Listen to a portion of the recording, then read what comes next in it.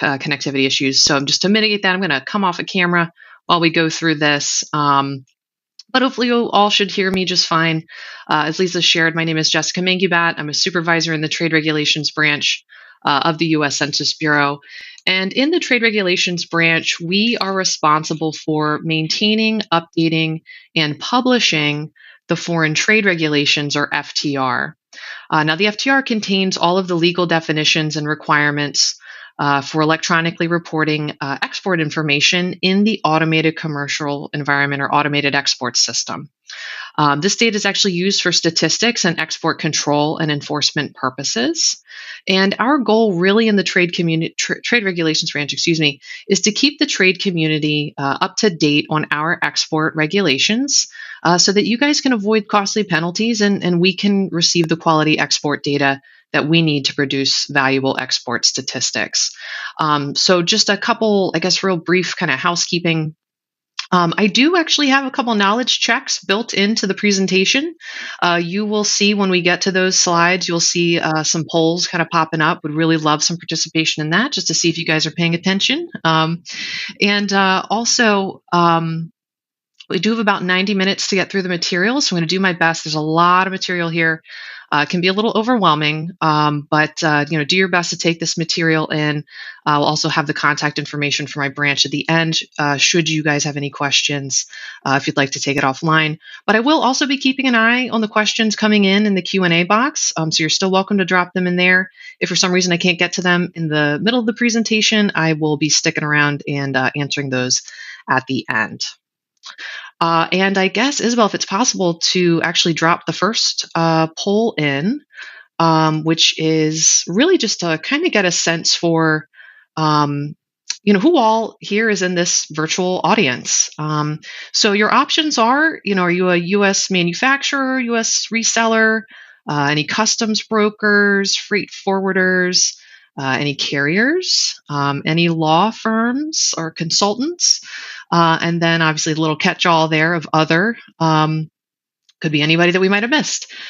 So if you don't mind just taking a moment or two just to drop or select, what kind of company you are here representing. So just take another second or two.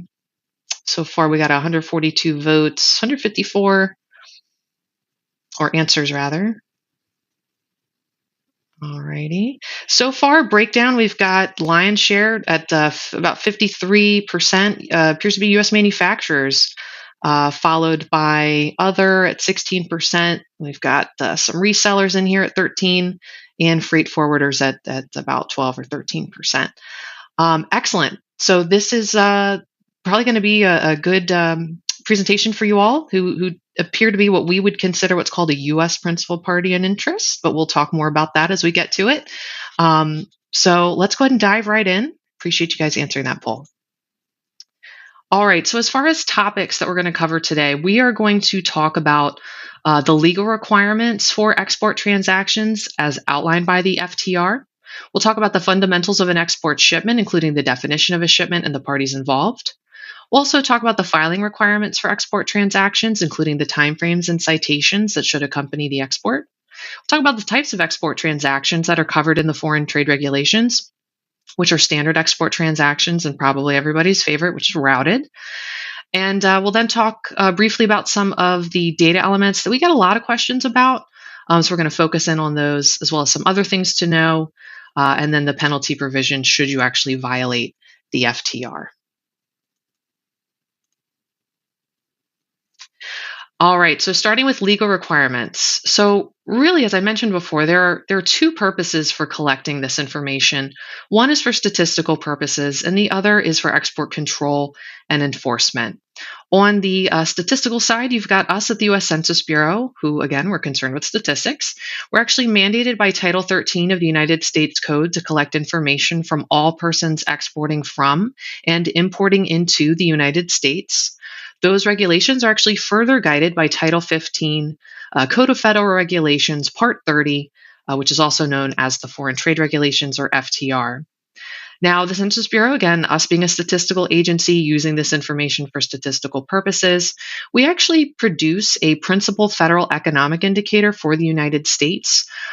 jointly with the Bureau of Economic Analysis, or BEA, called the FT 900, or U.S. International Trade and Goods and Services Report.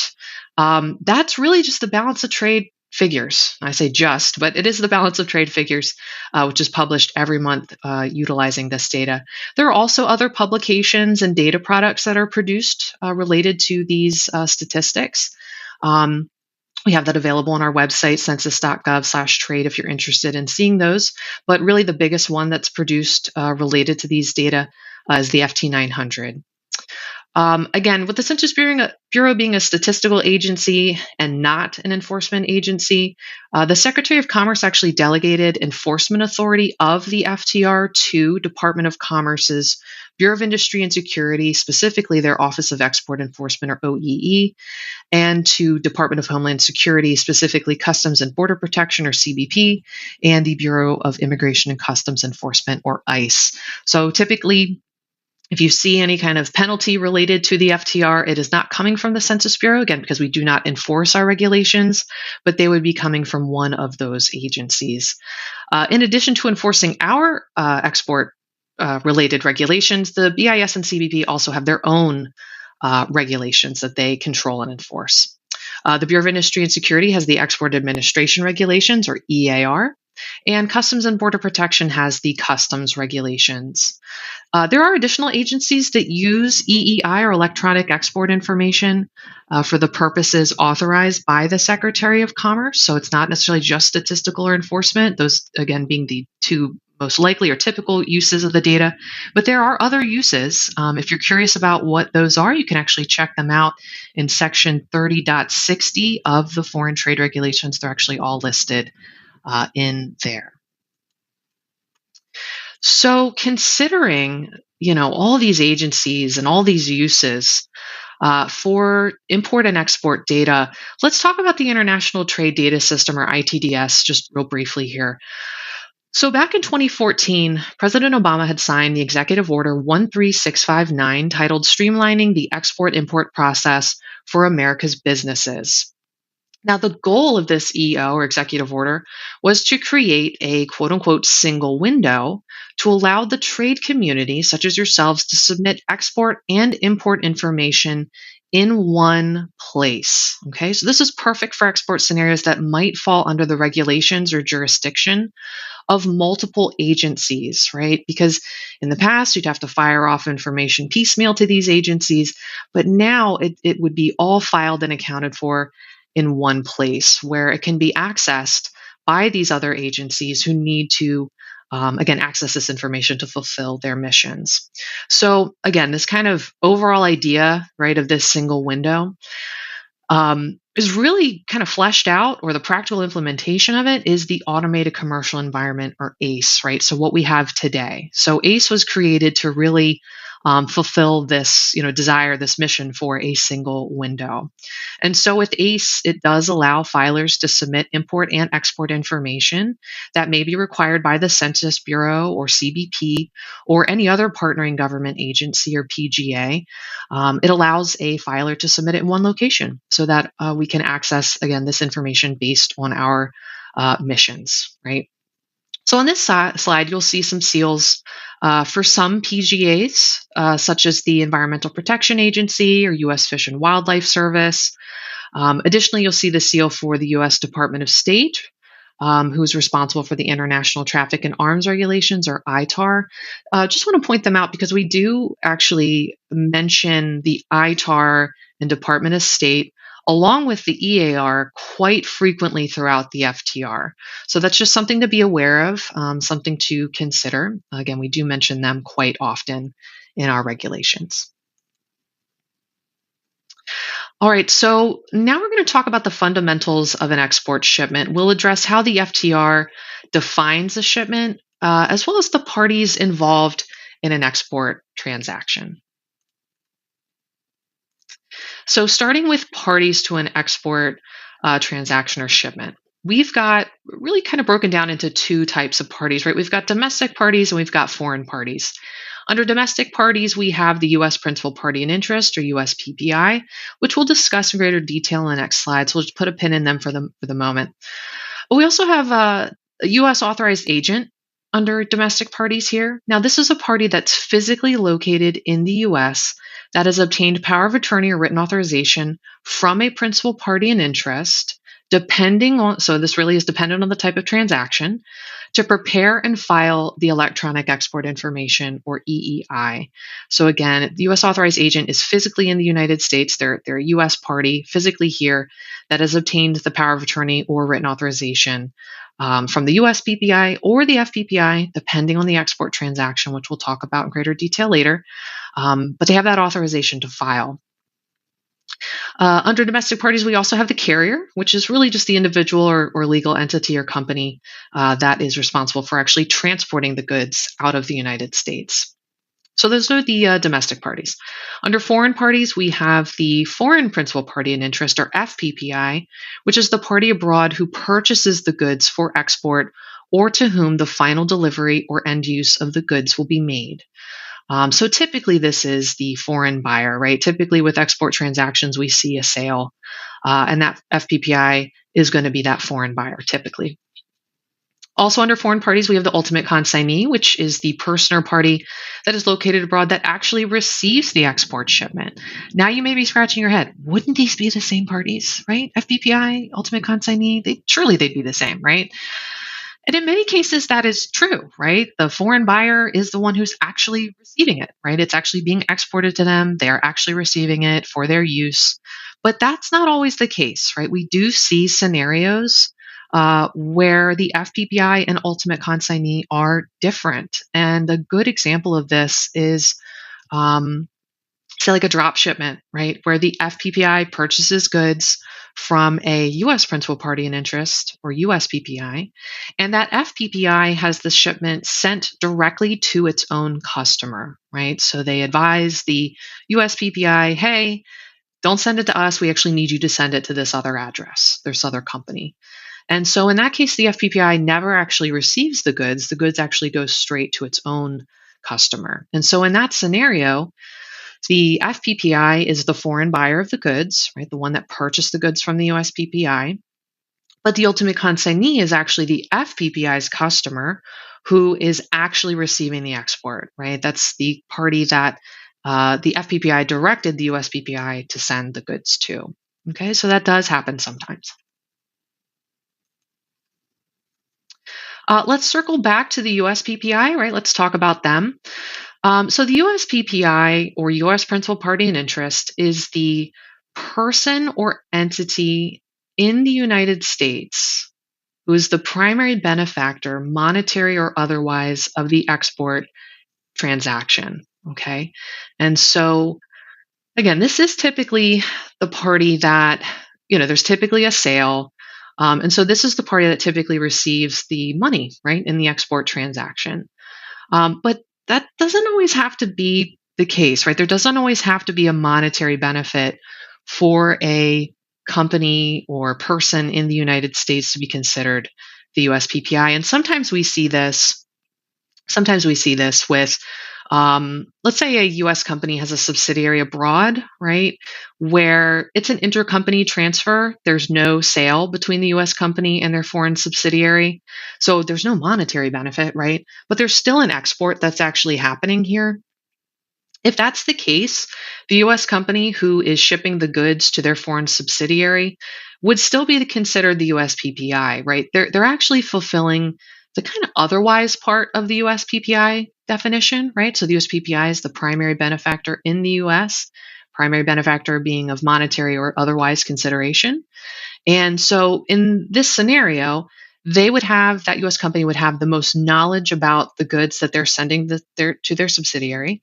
And they would also, certainly benefit as far as the larger corporate mission, right, by sending these goods as a part of that intercompany transfer to their subsidiary. So again, there's no monetary benefit, but that U.S. company is still benefiting in some way. They are fulfilling that otherwise kind of component to the USPPI definition.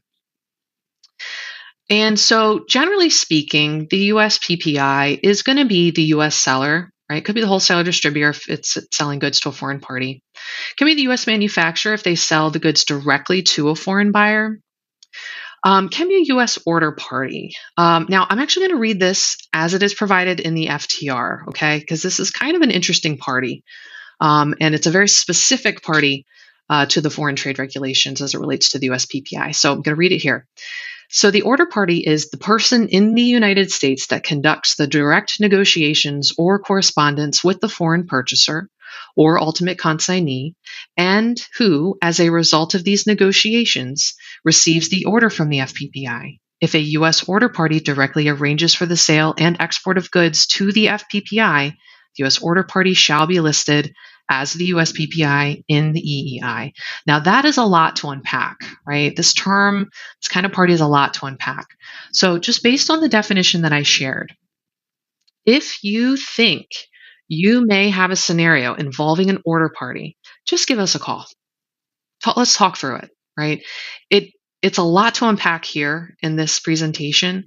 So again, if you think you actually might have an export scenario involving an order party, give us a call, send us an email. We can talk through it and really determine, do you have an order party? Is there really an order party here?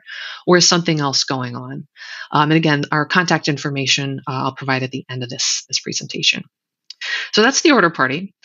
It's also possible for a customs broker to be the US PPI, but this is really in situations where goods are previously imported into the United States, right? And maybe for some reason they're didn't enter the U.S. under bond to transit the U.S., but customs broker cleared the goods, and they wind up at a freight forwarder's location and are really subsequently exported without change fairly quickly. In these scenarios, the customs broker who cleared the goods may be the U.S. PPI.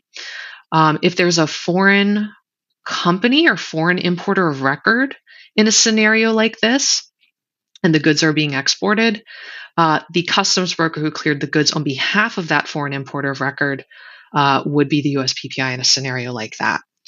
Again, this is for goods that are previously imported. And again, if you have any questions about scenarios like that, you can certainly give us a call.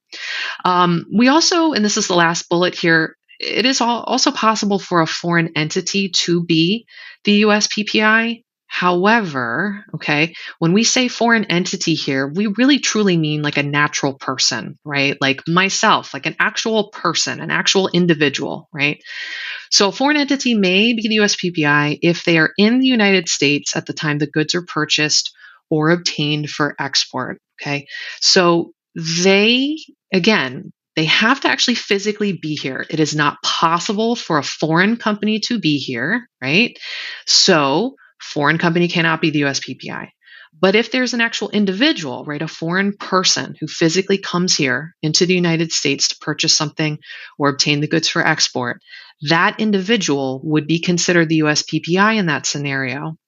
And typically in situations like that, usually the US PPI, it being a US company, it has an EIN. Well, with a foreign individual, right, a foreign entity or person, in that scenario, they would actually just provide their foreign passport number as the US PPI ID. And there is a way to file that in the automated export system. All right, so that's the US PPI. Now let's talk about what is a shipment, right? I keep talking about shipments. You got an export from the US, you got a shipment from the US, but what is a shipment, right? And pretty typical government, right? We have a definition for everything, right? Or term for everything. But we define what a shipment is. And a shipment, for the purposes of the foreign trade regulations, is defined really as follows. And we actually have a fairly easy way to help you figure out if you do have a shipment, right? And that's through the one rule.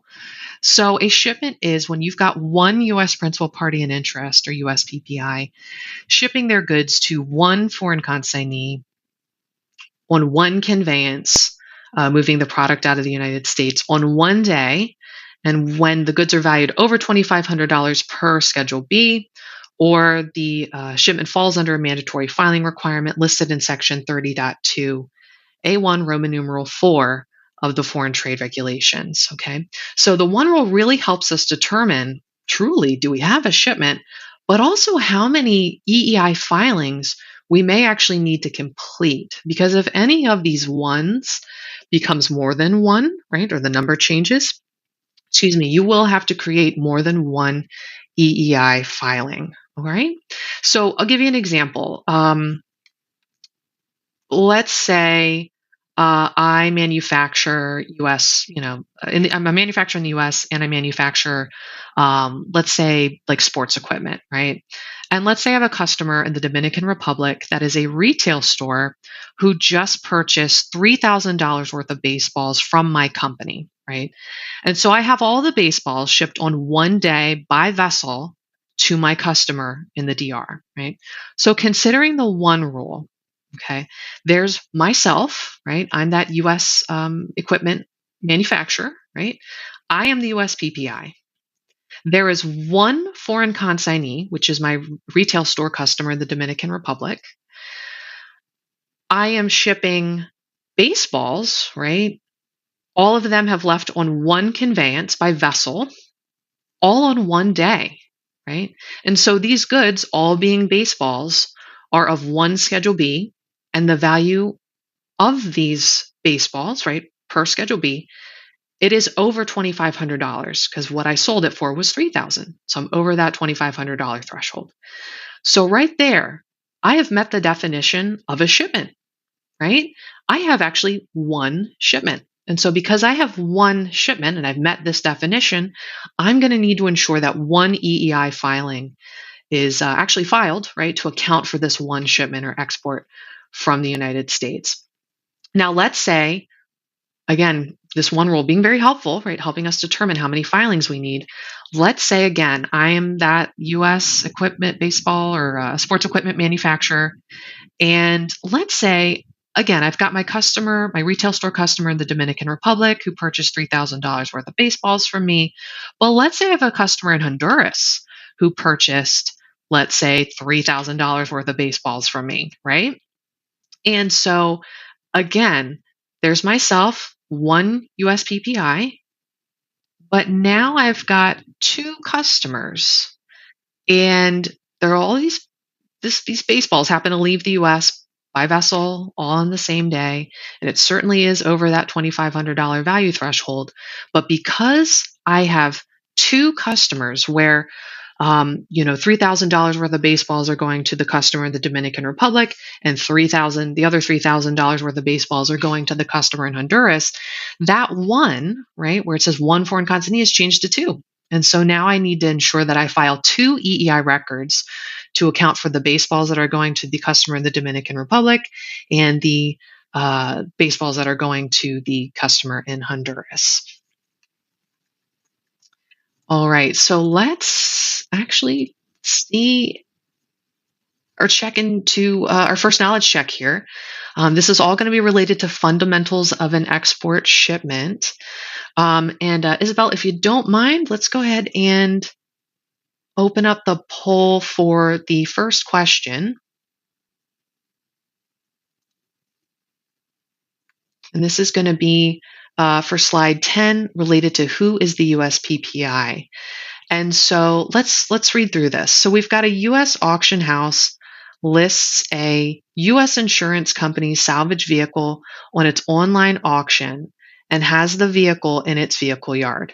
The U.S. auction house inspected the vehicle, determined the condition and selling price, and listed it online for auction. The U.S. auction house conducts the auction, and amongst all the bidders, an individual located in Mexico wins. The U.S. auction house collects the payment, and the Mexican individual hires a U.S. freight forwarder to pick up the vehicle from the U.S. auction house's yard. The U.S. auction house determines when the vehicle is available for pickup, issues the documentation for export, and ensures that there are no export control issues with this shipment. Who is the U.S. PPI? Now, your options are A, a U.S. auction house, B, U.S. insurance company, C, U.S. freight forwarder, or D, the Mexican individual. So I'll give everybody a moment to go ahead and select an answer.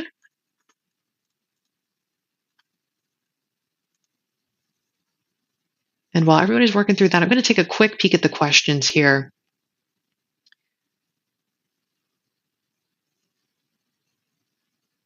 Okay, we got a question here from Tyler related to the last slide. Okay, so it says, does the $2,500 mean the total shipment value or shipment total value or the value of one line item on the shipment? So it's not total value of the shipment. It is per Schedule B, right? So you could have a shipment that's made up of multiple Schedule Bs, right? And we'll kind of touch on this when we get into exemptions. But you may have, multiple Schedule Bs accounted for. Let's say the total value is over $2,500, right? Let's say it's $5,000, right? Total value is $5,000. But with the per Schedule B, you've got multiple Schedule Bs accounted for in this shipment. And let's say none of them go over $2,500, right? Again, per Schedule B, you got a Schedule BA that's only valued at 1,000. You've got another Schedule B, Schedule BB, that's valued at, again, another 1,000. None of these Schedule Bs go over 2,500. Total value is over 2,500, but none of the individual Schedule Bs do. In that case, you're not meeting that filing requirement due to value. Okay. Again, we'll talk a bit more about this when we get to exemptions. It'll be a little clearer when we get there. But again, you only have to file when it's over $2,500 per Schedule B, not total value, per Schedule B. Again, we'll touch more on that. But now I think we've had pretty sufficient time to answer the poll here. So what we've got here is 64% are saying A, the U.S. auction house, 9% are saying B, the U.S. insurance company, 17% saying C, the U.S. freight forwarder, and 8% saying D. Now the answer here is going to be A, the U.S. auction house. Now the question, why, right? Why is that? This is actually one of those unique scenarios that's running up on that order party. Okay, so this U.S. auction house is actually acting or meeting that definition of an order party. So remember, it's the person in the United States that conducts the direct negotiations or correspondence with the foreign purchaser or ultimate consignee, and as a result of these negotiations, receives the order from the FPPI. If U.S. order party directly arranges for the sale and export of goods to the FPPI, the U.S. order party shall be listed or must be listed as USPPI. So in this case, the auction house is directly receiving the order from the FPPI. They are, which in this case is the Mexican individual. And they're also, and again, we didn't really tackle this a whole lot when talking about what does it mean to arrange for the sale and arrange for the export, but they're completing a lot of actions that would be necessary for them to arrange for the sale and arrange for the export. So this is really one of those perfect examples where we would say, just give us a call, right? If you're really not sure, just give us a call.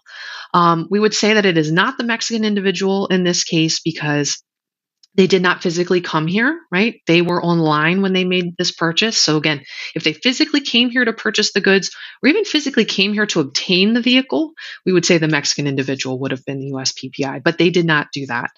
U.S. freight forwarder is not going to be the USPPI. They really never run up on the USPPI definition unless they happen to act as a broker, right? In scenarios like that, it is very, very rare that the U.S. freight forwarder would ever be the USPPI. So just remember that.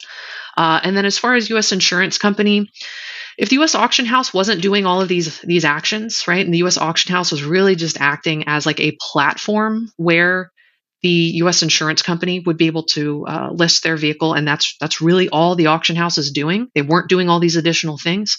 Then we would say, yeah, that U.S. insurance company, as the U.S. seller of the goods, would be considered the USPPI. But again, this U.S. auction house is triggering that order party definition. And in doing so, with them arranging for the export and arranging for the sale, they would be considered the USPPI in that scenario. All right, let's take a look at another who is the USPPI question. So Isabel, if we can open up the poll for slide 11. And so the question here is, U.S. company A sold goods to U.S. company B. Days after the sale, U.S. company B then sold the goods to a Swiss company. U.S. company B had U.S. company A drop ship the goods directly to the Swiss company. Who is the USPPI? Is it A, U.S. company A, B, U.S. company B, or C, the Swiss company? Take about a minute for you all to drop your or select your answers.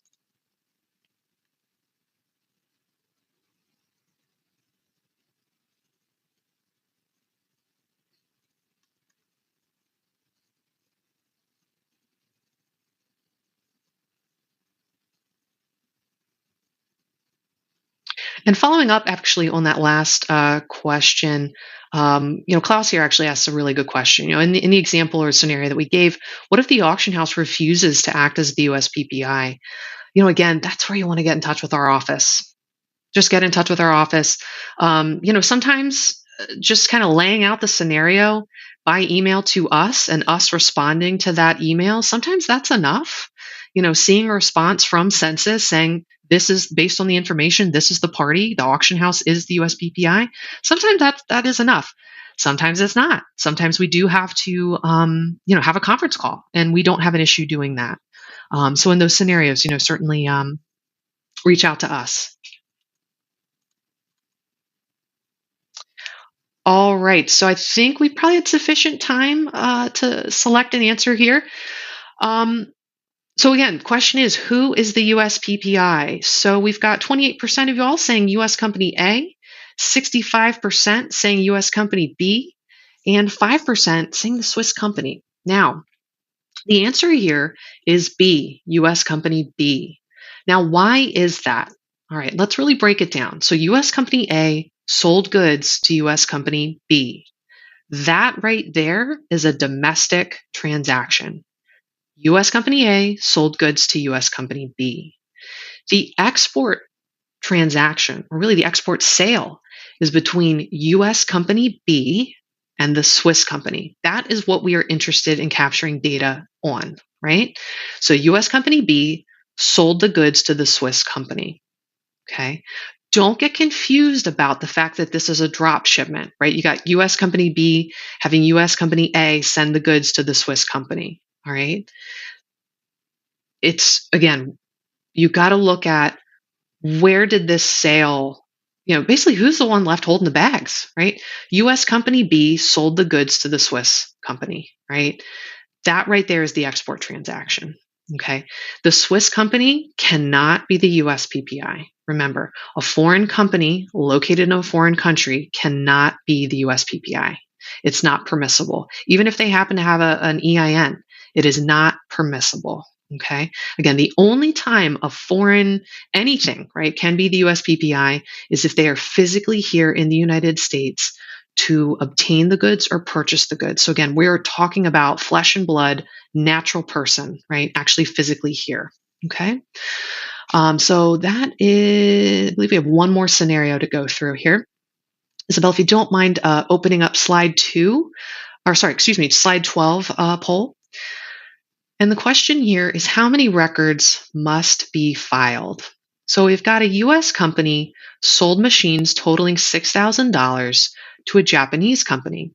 The Japanese company has the US company ship the machines to 2 locations, sending $3,000 worth to themselves in Japan and $3,000 worth to their subsidiary in Australia. The machines are all loaded into the same container and placed on a vessel that leaves the US for the 2 destinations. How many records need to be filed? So we'll give a minute here to select an answer.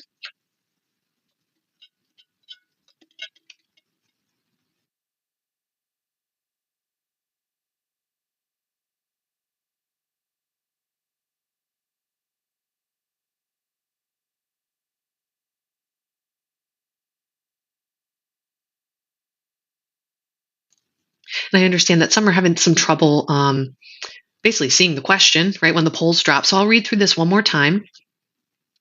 A U.S. company sold machines totaling $6,000 to a Japanese company. The Japanese company has the U.S. company ship the machines to 2 locations, $3,000 worth to themselves in Japan and $3,000 worth to their subsidiary in Australia.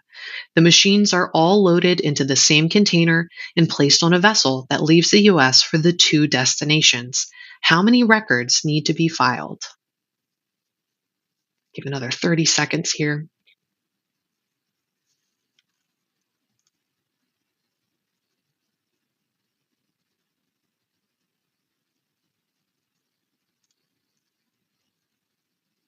Okay, so there are two options here, right? Either A, 1, or B, 2.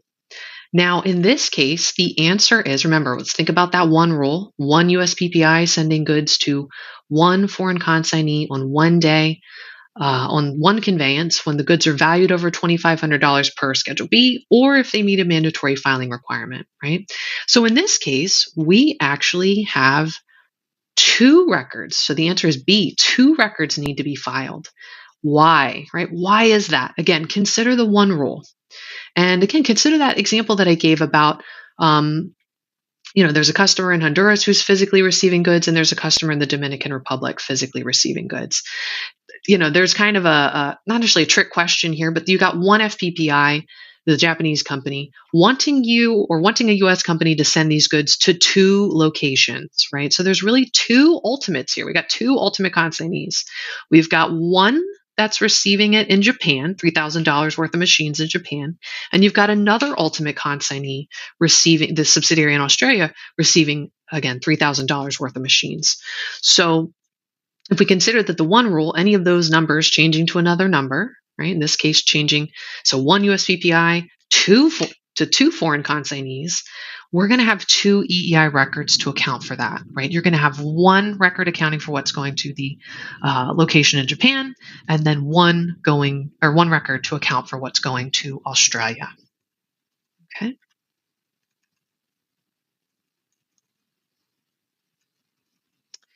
Okay, so now that we've tackled parties to an export transaction, what makes a shipment, let's move on to the filing requirements. So when is EEI required just based on location, right?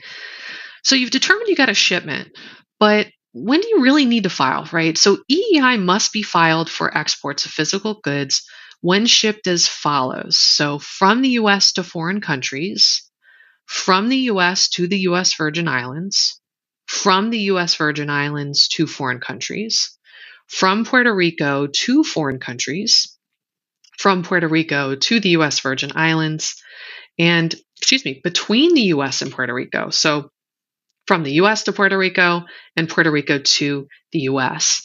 Now, you may be scratching your head and wondering, why is it mandatory to file for shipments going to Puerto Rico or the US Virgin Islands? They're part of the United States. They're US territories. Why is that? Now, the answer for that is that Puerto Rico and the US Virgin Islands presently do not have their own statistical system for collecting this quality data. Okay. Therefore, we collect it for them, right? These data are actually used on the federal side of things, right, to produce the gross domestic product or GDP for these territories. And again, not only ourselves on the federal sense, but for Puerto Rico and the US Virgin Islands, they also use this data as far as the creation of their own statistics as well, again, as well as ours. So you may also be wondering, okay, great. Now I understand about Puerto Rico and the US Virgin Islands, but what about the other territories? Like there's the other Pacific territories, right? Which Guam, American Samoa, why not them? Well, these territories either have their own statistical reporting systems or they just haven't asked us to collect this data, right? So in scenarios where goods are going to Guam from the US to Guam or American Samoa, you would not file electronic export information when goods are destined to those locations. Okay. We actually do have a nice little table in an FAQ document on our website. If you go to census.gov/trade, click on the regulations tab on the left, and then navigate to our FAQ document. We have a nice little table that also has a little asterisk that identifies basically the Pacific territories and other territories where you would not file electronic export information for those locations. Okay, but as it stands, filing EEI is required for what is presented here.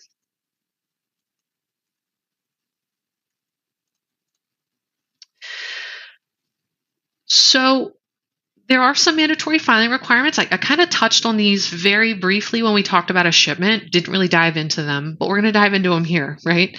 So there are mandatory filing requirements that are identified in the foreign trade regulations. They are specifically in section 30.2 A1 Roman numeral 4. They're all listed in there. But for the most part, they are for shipments that are licensed by any government agency. Okay, that can be Department of State, Bureau of Industry and Security, could be DEA with their permits, any shipments licensed or permitted by a government agency, anything that's ITAR controlled. Okay, so again, international traffic and arms regulations, anything that's ITAR controlled. Any shipment to a country or individual that may be sanctioned by the Office of Foreign Assets Control, raw or rough cut diamonds trigger a mandatory filing requirement, as well as used self-propelled vehicles as identified by or defined by U.S. Customs and Border Protection. One thing I do want to draw attention to or talk a little bit more about, although I understand BIS will be speaking or likely speaking more about this tomorrow, but again, I want to draw your attention to this, is that the Bureau of Industry and Security, specifically in their export administration regulations, they also identify specific mandatory filing requirements under their regulations, and our regulations essentially point to those regulations, right? Meaning, if you meet a mandatory filing requirement under the export administration regulations, like those listed here, then you meet a mandatory filing requirement under our regulations, okay? So I'm not going to talk about every single one of them here, but just kind of draw attention to, for example, 600 series items require mandatory filing. Anything under license exception, STA or VEU, for example, requires filing. Probably the one that gets the most questions are for exports to China, Russia, Venezuela, or Hong Kong, having an export control classification number or ECCN. So not designated EAR 99, that is different, but it actually has an ECCN. If it's destined to China, Russia, Venezuela, or Hong Kong, you would have to file EEI regardless of the value. Okay. So those are just kind of a taste of the mandatory filing requirements under the EAR. There are 10 of them, right? So again, this is just the taste of them. But if you're curious, they are identified and listed in Part 758.1b of the EAR. So for any questions about those, I would suggest asking our colleagues in the Bureau of Industry and Security, as these are specific to their regulations. Now, once you determine that you do have a shipment, you meet a mandatory filing requirement, or you meet a mandatory filing requirement, you now have to figure out the timeframes for when you need to file the EEI, right? So the timeframes for filing the EEI are based on the mode of transportation and whether or not the goods are found on the U.S. munitions list or USML. Now, the USML are any items, services, or technologies that are designated or identified as defense or space-related by the Department of State. Okay, so again, timeframes are broken down based on mode of transportation and whether or not the shipments are found on the USML. I won't read through this whole table, but you can certainly see the breakdown here with the different filing requirements. What I do want to point out, though, are really kind of the caveats to the filing timeframes. So for shipments of used self-propelled vehicles, those must be filed 72 hours prior to export. So it's not these timeframes here in the table, but it's 70. If it's a used self-propelled vehicle, it's regardless of the mode of transportation, the EI must be filed 72 hours prior to export, and that's a requirement by CBP. Another caveat are for shipments between the United States and Puerto Rico. These shipments between the U.S. and Puerto Rico do not have to adhere to the above filing timeframes. Okay, so you do not have to adhere to the timeframes provided there. And really that's because CBP is on both sides, right? CBP is in mainland US and CBP is in Puerto Rico. Really the filing citation, it just has to be presented to the carrier by the time the shipment actually arrives to the port of unlading. Okay. So again, this is actually a really handy chart though. The way that it's identified in the foreign trade regulations is like a full page of just text, right? So if you, as I understand, you guys have been provided the slides for this presentation, I would suggest keeping this handy. You know, if you have to file EEI, it is nice to just kind of see, okay, well, when do I need to actually have this filed and the citation presented? But speaking of filing timeframes, let's actually talk about a special situation called split shipments, where timeframes do come into play. So a split shipment is a shipment booked for export that is divided by the carrier in 2 or more shipments by the same mode of transportation from the same port within the timeframes listed below. So that's within 7 days for air, truck, and rail, and that's 24 hours for vessel cargo. So I'll give you an example. Is when you book a shipment, let's say you book with your carrier, and they advise on a specific day, right? So let's say I have, let's say again, I'm that U.S. manufacturer, right? And I have, let's say t-shirts, right? That are being exported from the United States. I happen to be working with a carrier that does air shipments. And let's say, they give me, today, Monday, these goods will be exported Monday, right? And I've got, let's say, maybe 5 pallets worth of t-shirts, right? And the carrier advises, okay, we're going to export these Monday. Now, for whatever reason, the carrier is not able to get all these pallets on this plane on Monday. Let's say they get 3 pallets on the plane on Monday. And then by Wednesday, they're able to get the remaining 2 on a plane out. Okay. So based on a split shipment, the split shipment definition, right? I'm actually running up on that, right? The carrier divided it in 2 or more shipments. They're both leaving by plane in this case. They would be leaving from the same port. And in this case, I've got 3 pallets leaving on Monday and the remaining 2 pallets leaving on Wednesday. I do fall within that 7-day window or 7-day time frame. And because I fall within that time frame, when it comes to the EEI, I do not need to do anything with it. I keep the record as it is because I'm meeting the definition of a split shipment. The carrier actually has a responsibility of ensuring on their export documentation that they're identifying that this is a split shipment, right? On Monday, 3 of 5 pallets, along with, with this ITN, 3 of 5 pallets are being exported. On Wednesday, they need to identify 2 of 5 end of split shipment, right, is identified on the export documentation along with that ITN. Again, you don't need to do anything with the ITN. You can use that ITN to cover both of those movements because again, I'm meeting the definition of a split shipment. It was split by the carrier. It's the same mode of transportation leaving the same port, and it is an air mode of transportation or air shipment, and it's within that 7-day window. Now, let's say I wasn't so lucky and this was a vessel shipment. Okay. So again, carrier, 5 pallets of t-shirts, carrier identifies that on Monday, they can export these by vessel. For some reason, the carrier is not able to get all 5 pallets on the vessel. They're only able to get 3 pallets on Monday, right? They're then able to get the remaining 2 out on Wednesday by vessel, excuse me. In that case, they're now outside that window that's permissible, at least for vessel, right? Vessel has 24 hours. So the subsequent remaining shipment went out on Wednesday. So you don't have technically a split shipment at this point, right? What you would need to do in that scenario is you need to amend the initial filing to reflect what went out on Monday, which are those 3 pallets. And then you need to file a new shipment to account for what went out on Wednesday. So the remaining 2 pallets, right?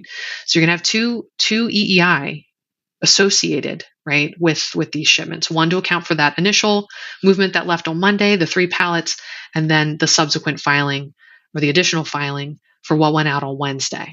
Okay. So what do you do in that situation, right? Now you're probably getting a compliance alert because you're filing something after the date of export. What do you do, right? That's concerning. What do you do? Well, there's actually a field in the automated export system called the original internal transaction number, original ITN. And this is an ITN that is associated with a previously filed shipment that maybe was replaced or divided. And for some reason, you need to file an additional shipment, right? This is perfect for a scenario like that. So in this scenario, right, I had my filing that now reflects what went out on Monday, and now I need to file that new shipment to account for what went out, or that new EI record to account for what went out on Wednesday, right? The 2 pallets of t-shirts. So what I would do in that new filing is in the original ITN field, I would enter in the ITN associated with the movement or shipment that went out on Monday, really that initial filing, right? I'd put the ITN that I'd had for that shipment and I'd plug it into my new filing in the original ITN field. That way, US Customs and Border Protection can see the history of the filing, and that basically the balance of what went out that or what changed from Monday is now being accounted for with the shipment now being filed for that Wednesday movement. So the original ITN field is really helpful in a scenario like that with split shipments. Definitely use it in that scenario again to kind of create that linkage in AES where it otherwise doesn't exist.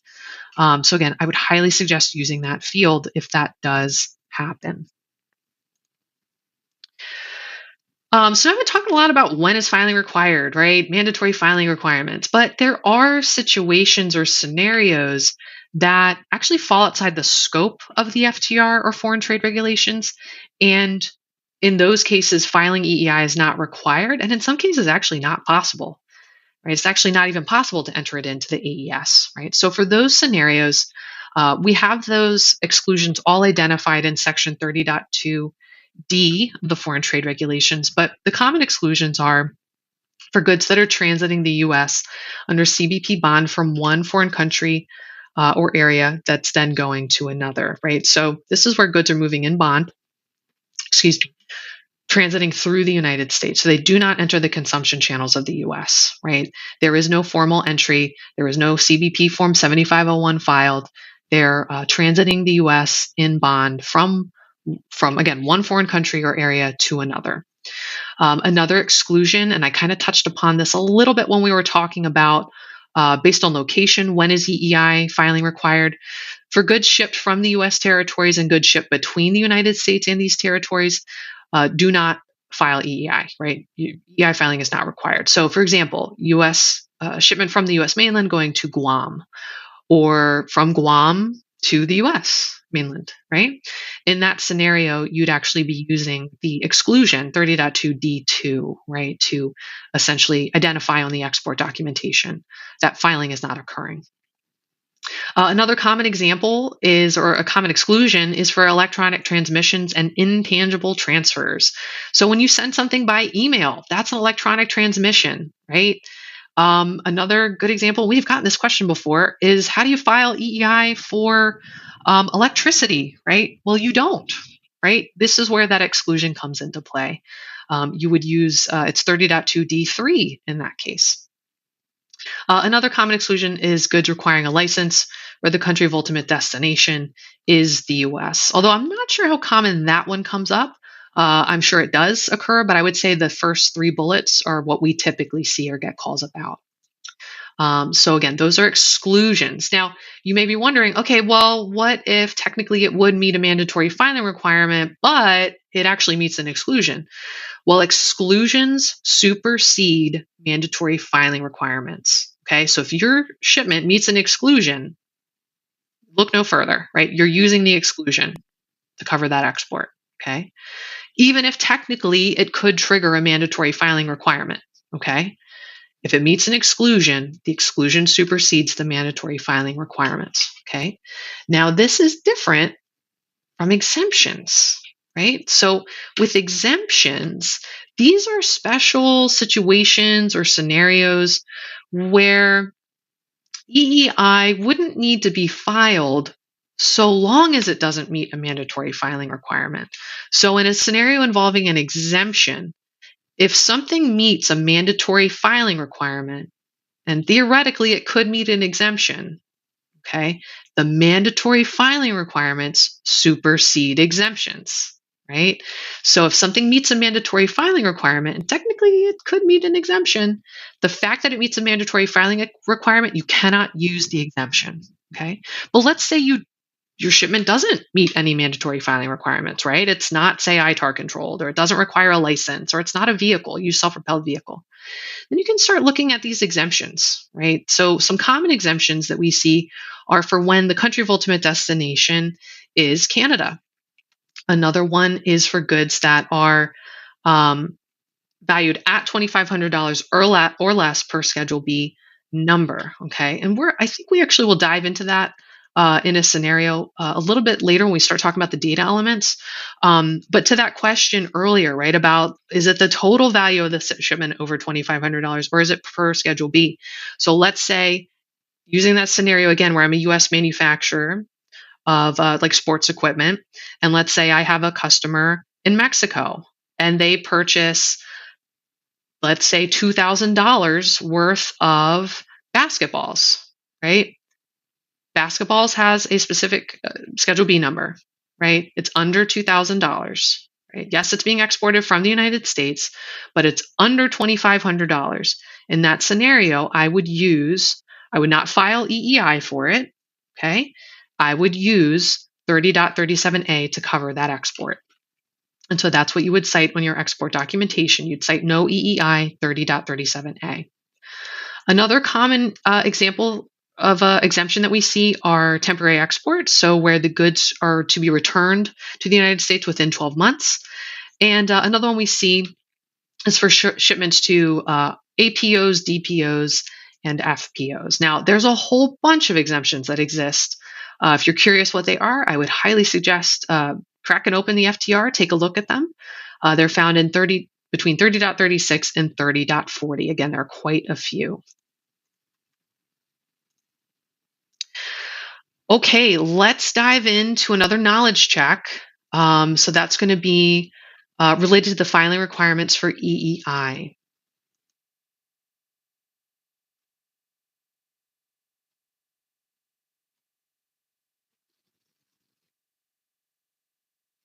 I see. So I'm just hearing from Isabel, and please correct me if I'm wrong, but I understand now that when we open up the polls, you're going to see them on the right-hand side of your screen where it will not interrupt your view of the slides. And I'm actually very grateful for that, because two truths and a lie can be very challenging if you can't see it. So again, you should be able to see now the polls on your right-hand side. Additionally, the other thing too is if you're having challenges with this, the PowerPoint presentation is available for you to view remotely, so you can follow along on your own. So if for some reason you need to look back at another slide, you can do that yourself utilizing the PDF that's available to you. Excellent. And I'm hearing that's going to be available on the right-hand side. I believe it's the very last option under the files option or files tab. This one should be number 1, AES Compliance 2024 Final No Notes. So that's the one you would utilize if you want to follow along there. Okay, so Isabel, if we could please, if you haven't done so already, if we could please open up the poll. I believe you already have. Thank you so much. For two truths and a lie. So for those not familiar with two truths and a lie, although this is a pretty common icebreaker, there's two truths here and there's a lie. And so what we need to identify here is which one is the lie. Okay, so I'm going to read through these. So box A, we've got a U.S. citizen is moving to Canada. The U.S. citizen is permanently taking their vehicle with them. Filing EEI is required. Box B, a U.S. company has sold ITAR-controlled goods to the government of the Netherlands. The U.S. company was advised to send the goods to the Dutch embassy in Washington, D.C. Filing EEI is required. Box C, a French individual came to the U.S. on vacation. The French individual went to an electronics store and purchased a tablet for $1,000. The French individual has the store ship the tablet to the French individual's home. Filing EEI is not required. Okay, and again, so we want to try to identify which one is the lie. I'll give everybody another 30 seconds or so for this one.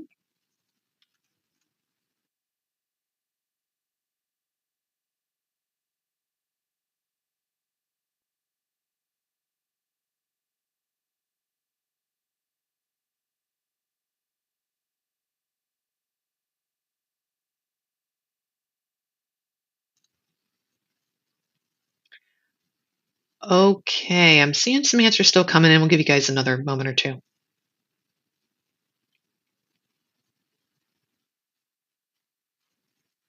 Yes, we are still on slide 23.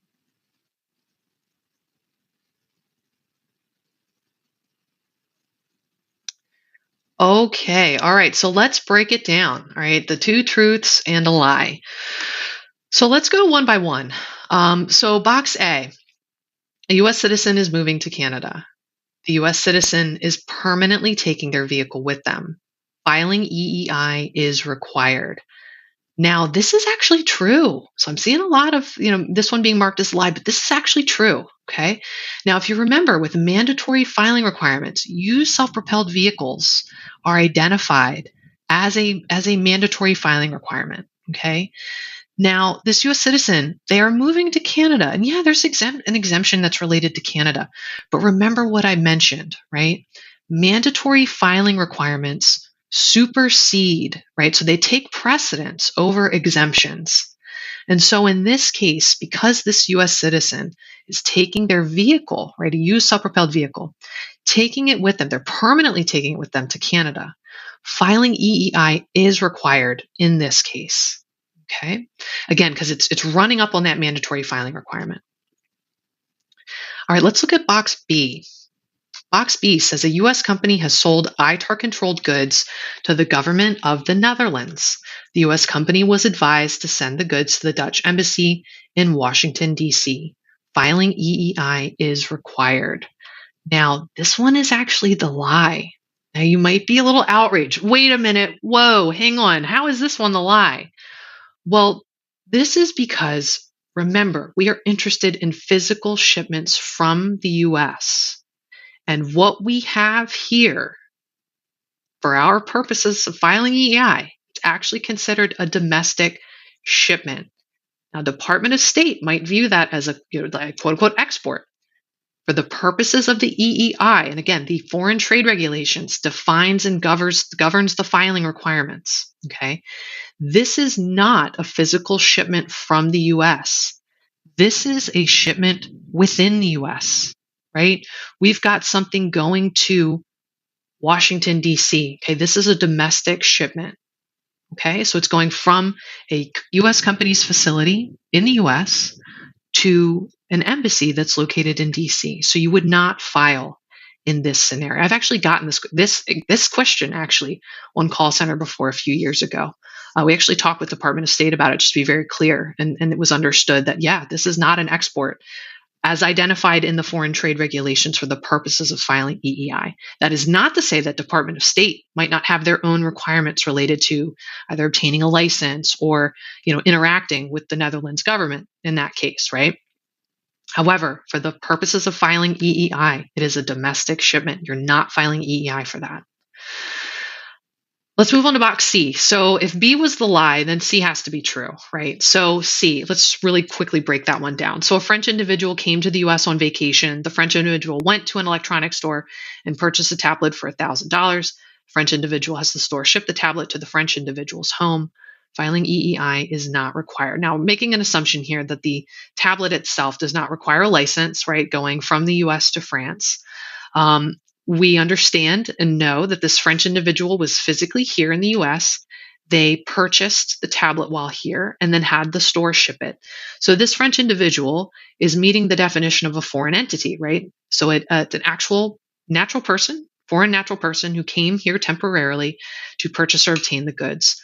In this case, filing EEI is not required because the value is under $2,500 for this one tablet. So the tablet has a Schedule B, right?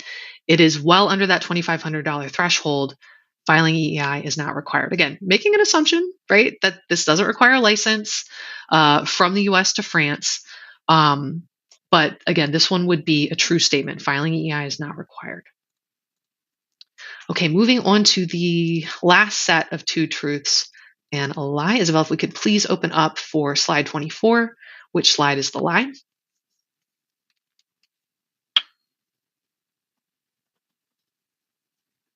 And so scenario A, we've got a U.S. company sold a $4,000 machine to a German company. The machine is loaded on a train where they transit through Canada to reach Halifax, Nova Scotia.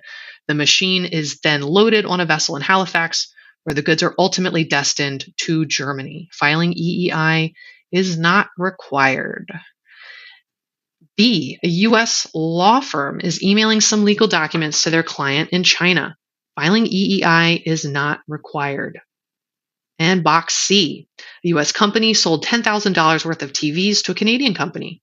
Instead of being shipped to the Canadian company, the TVs are drop shipped from the U.S. company to a Mexican distributor. Filing EEI is required.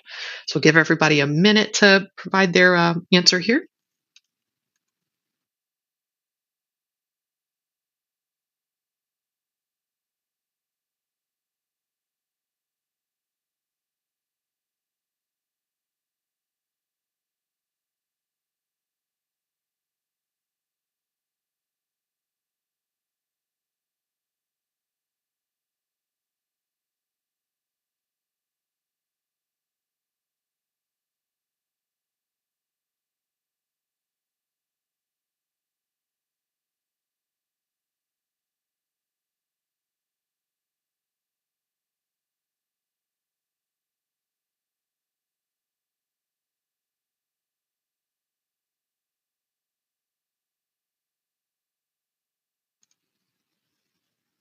All right, now let's take a look at these and let's see if we can identify the lie. So box A says a U.S. company sold a $4,000 machine to a German company. The machine is loaded on a train where they transit through Canada to reach Halifax, Nova Scotia. The machine is then loaded on a vessel in Halifax where the goods are ultimately destined to Germany. Filing EEI is not required. Now, this is the lie. So we're leading with the lie here. And redemption, quite a few selected box A here. 81% selected A. Now the why. Why is that, right? Filing EEI is required because this is an export to Germany. It's not an export to Canada. If it were an export to Canada, assuming it does not meet a mandatory filing requirement, then the exemption for Canada would apply. But that's not the case with this scenario. It's transiting Canada to reach Germany. So based on the value and that this is an export to Germany, filing EEI is going to be required here. Now briefly, box B, a U.S. law firm is emailing some legal documents to their client in China. Filing EEI is not required. This is true because remember, this meets an exclusion. This is an electronic transmission or intangible transfer. So this runs up on an exclusion. You would not file EEI for that. And box C, a U.S. company sold $10,000 worth of TVs to a Canadian company. Instead of being shipped to the Canadian company, the TVs are drop shipped from the U.S. company to the Mexican distributor. Filing EEI is required. This is true, right? The value is certainly over $2,500. It might have been sold to a Canadian company, but they are winding up in Mexico, right? So they're not destined to Canada. They're destined to Mexico. So filing EEI is required in that case. All right, very good. All right, so this is probably everybody's favorite part of this presentation. It's the types of transactions, right? So we're really going to unpack standard transactions versus routed export transactions, okay? It is a lot of material. It's a lot to cover, but I'm going to do my best to get through this with you all. Let's just dive right into it, right? So really before we begin though, what I want you to think about, and this is a really important question, it's going to help you determine, do you have a standard transaction or do you have a routed export transaction? So what I want you to think about, the question is, which party is controlling the movement of the goods out of the United States? Okay. Which party is controlling the movement of the goods out of the US? That is the question. Okay. And the answer to that question will help you determine, do you have a standard transaction or a routed? So starting with standard, The standard transaction is where the USPPI is the party controlling the movement of the goods out of the US. If it's a standard transaction, the USPPI must file the EEI or authorize an agent to file the EEI on its behalf. So let's look at my example again, right? As that US manufacturer of sports equipment, I've got my customer in the Dominican Republic, right? Remember, they purchased $3,000 worth of baseballs from me, right? Let's say in this scenario, I have hired a forwarder to pick up the goods from my warehouse, right? And from there, my forwarder acting for me is getting these goods to my customer in the DR, Dominican Republic, right? So because I'm controlling the movement of the goods out of the United States, this is a standard export transaction. And in this scenario, I can either file the EEI or I can authorize an agent to file the EEI on my behalf. And so in this situation, right, let's say I've decided to file, I certainly can do that. It's my prerogative. Or I could authorize an agent to do so on my behalf. But again, the important point here is that the USPPI is controlling the movement of the goods, and they either file it themselves or they authorize an agent to do so for them. So whether it's myself as the USPPI, right, in that scenario, or if I authorize that freight forwarder that I hired, right, the filer has certain responsibilities, and they must file the EEI. They must resolve any AES response messages.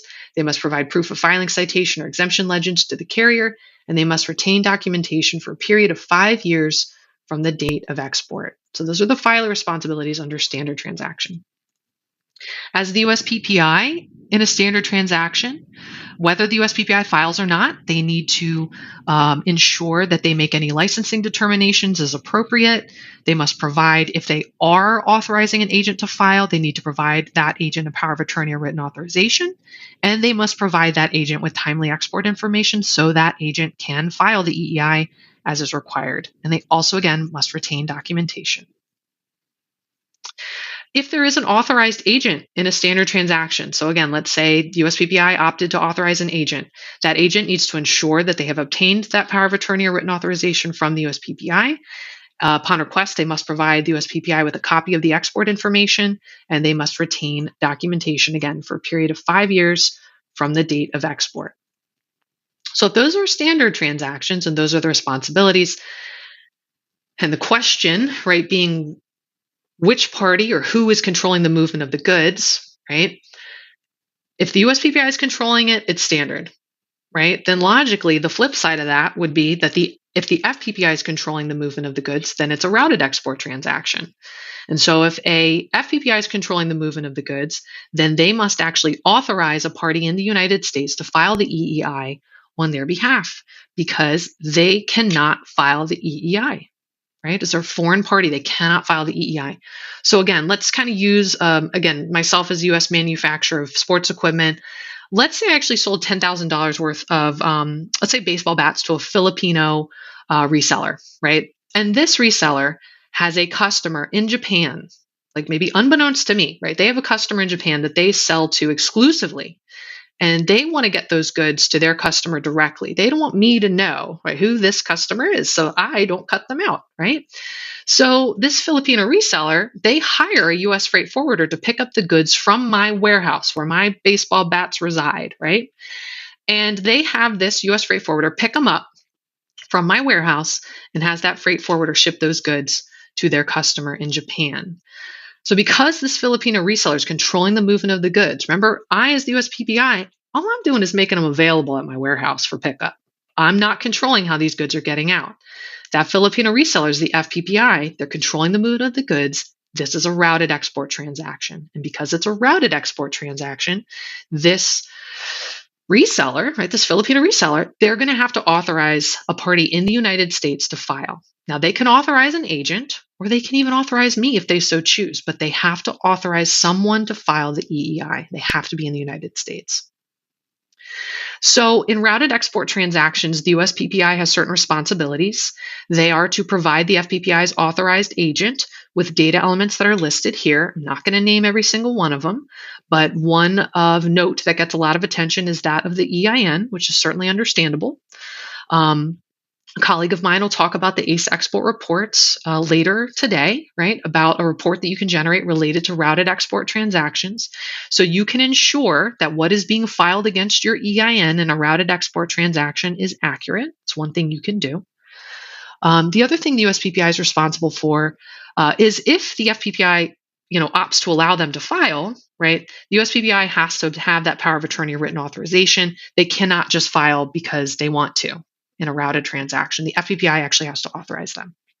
They may request a copy of the power of attorney or written authorization from the authorized agent, and they may request a copy of the data elements from the FPPI's authorized agent. So they may request those data elements as well as the ITN, the filer name, and the date of export, and they must retain documentation. So those are the USPPI's responsibilities in a routed export transaction. The authorized agent also has responsibilities. They must ensure that they have obtained the power of attorney or written authorization from the FPPI to file, and they also must prepare and file the EEI, including being responsible for the data elements listed here. Okay. They also have a responsibility of ensuring that they have annotated the commercial loading documents with the ITN or the appropriate exemption or exclusion. They also, upon request, must provide the USPPI with a copy of a power of attorney or written authorization they received from the FPPI. And they also must provide the data elements that were supplied by the USPPI, as well as the ITN, filer name, and date of export. That is a requirement. They must provide it. There's also a document retention requirement related to routed export transactions for authorized agents as well. Again, it's 5 years from the date of export. And just to briefly recap, if the USPPI is controlling the movement of the goods, then this is a standard transaction, and they must file the EEI or they must authorize an agent to file. On the flip side of that, if the FPPI is controlling the movement of the goods, then this is a routed transaction, and the FPPI must authorize an agent for the USPPI to file. Okay?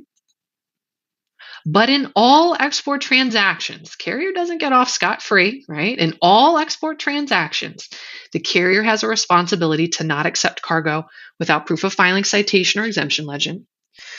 They must annotate the manifest or other carrier documentation, and they must present the proof of filing, citation, or exemption legend to the CBP port director. And if applicable, right, there's any changes to transportation information, date of export, port of export, etc., they are to provide the AS filer corrected carrier information. We get a lot of questions about that. It is a requirement that the carrier provides that information. Okay. Ooh, that was a lot, right? So let's go and move on to the data elements that you'll have to report in the AES, as well as other things to know. I know I went through the standard versus routed, fairly quickly. If you do have any questions about that, absolutely get in touch with our office, especially if you're not sure what kind of transaction you have, or if you're running up on any problems related to these types of transactions. But one thing I want to make sure that we tackle and we cover today are some of the data elements we do get questions about. And so let's go ahead and start with one of the more common questions we get is related to the USPPI. So one question that we get is related to the name of the USPPI, right? So what is this, right? Well, if it's a company, you're going to list the full name of the company, right? The actual name of the USPPI. If it's an individual, you're just going to list their first and last name. So remember, I mentioned it's possible for a foreign entity to be the USPPI. In that case, it would be their first name and last name, right? They're not a company. They're an individual. They're a person. That is what you would provide as the name of the USPPI. You also must report the USPPI ID number. This can be an EIN or DUNS number. However, please be mindful that if you do report a DUNS, you are going to have to report an EIN. So if you default to reporting a DUNS, you also do have to report an EIN.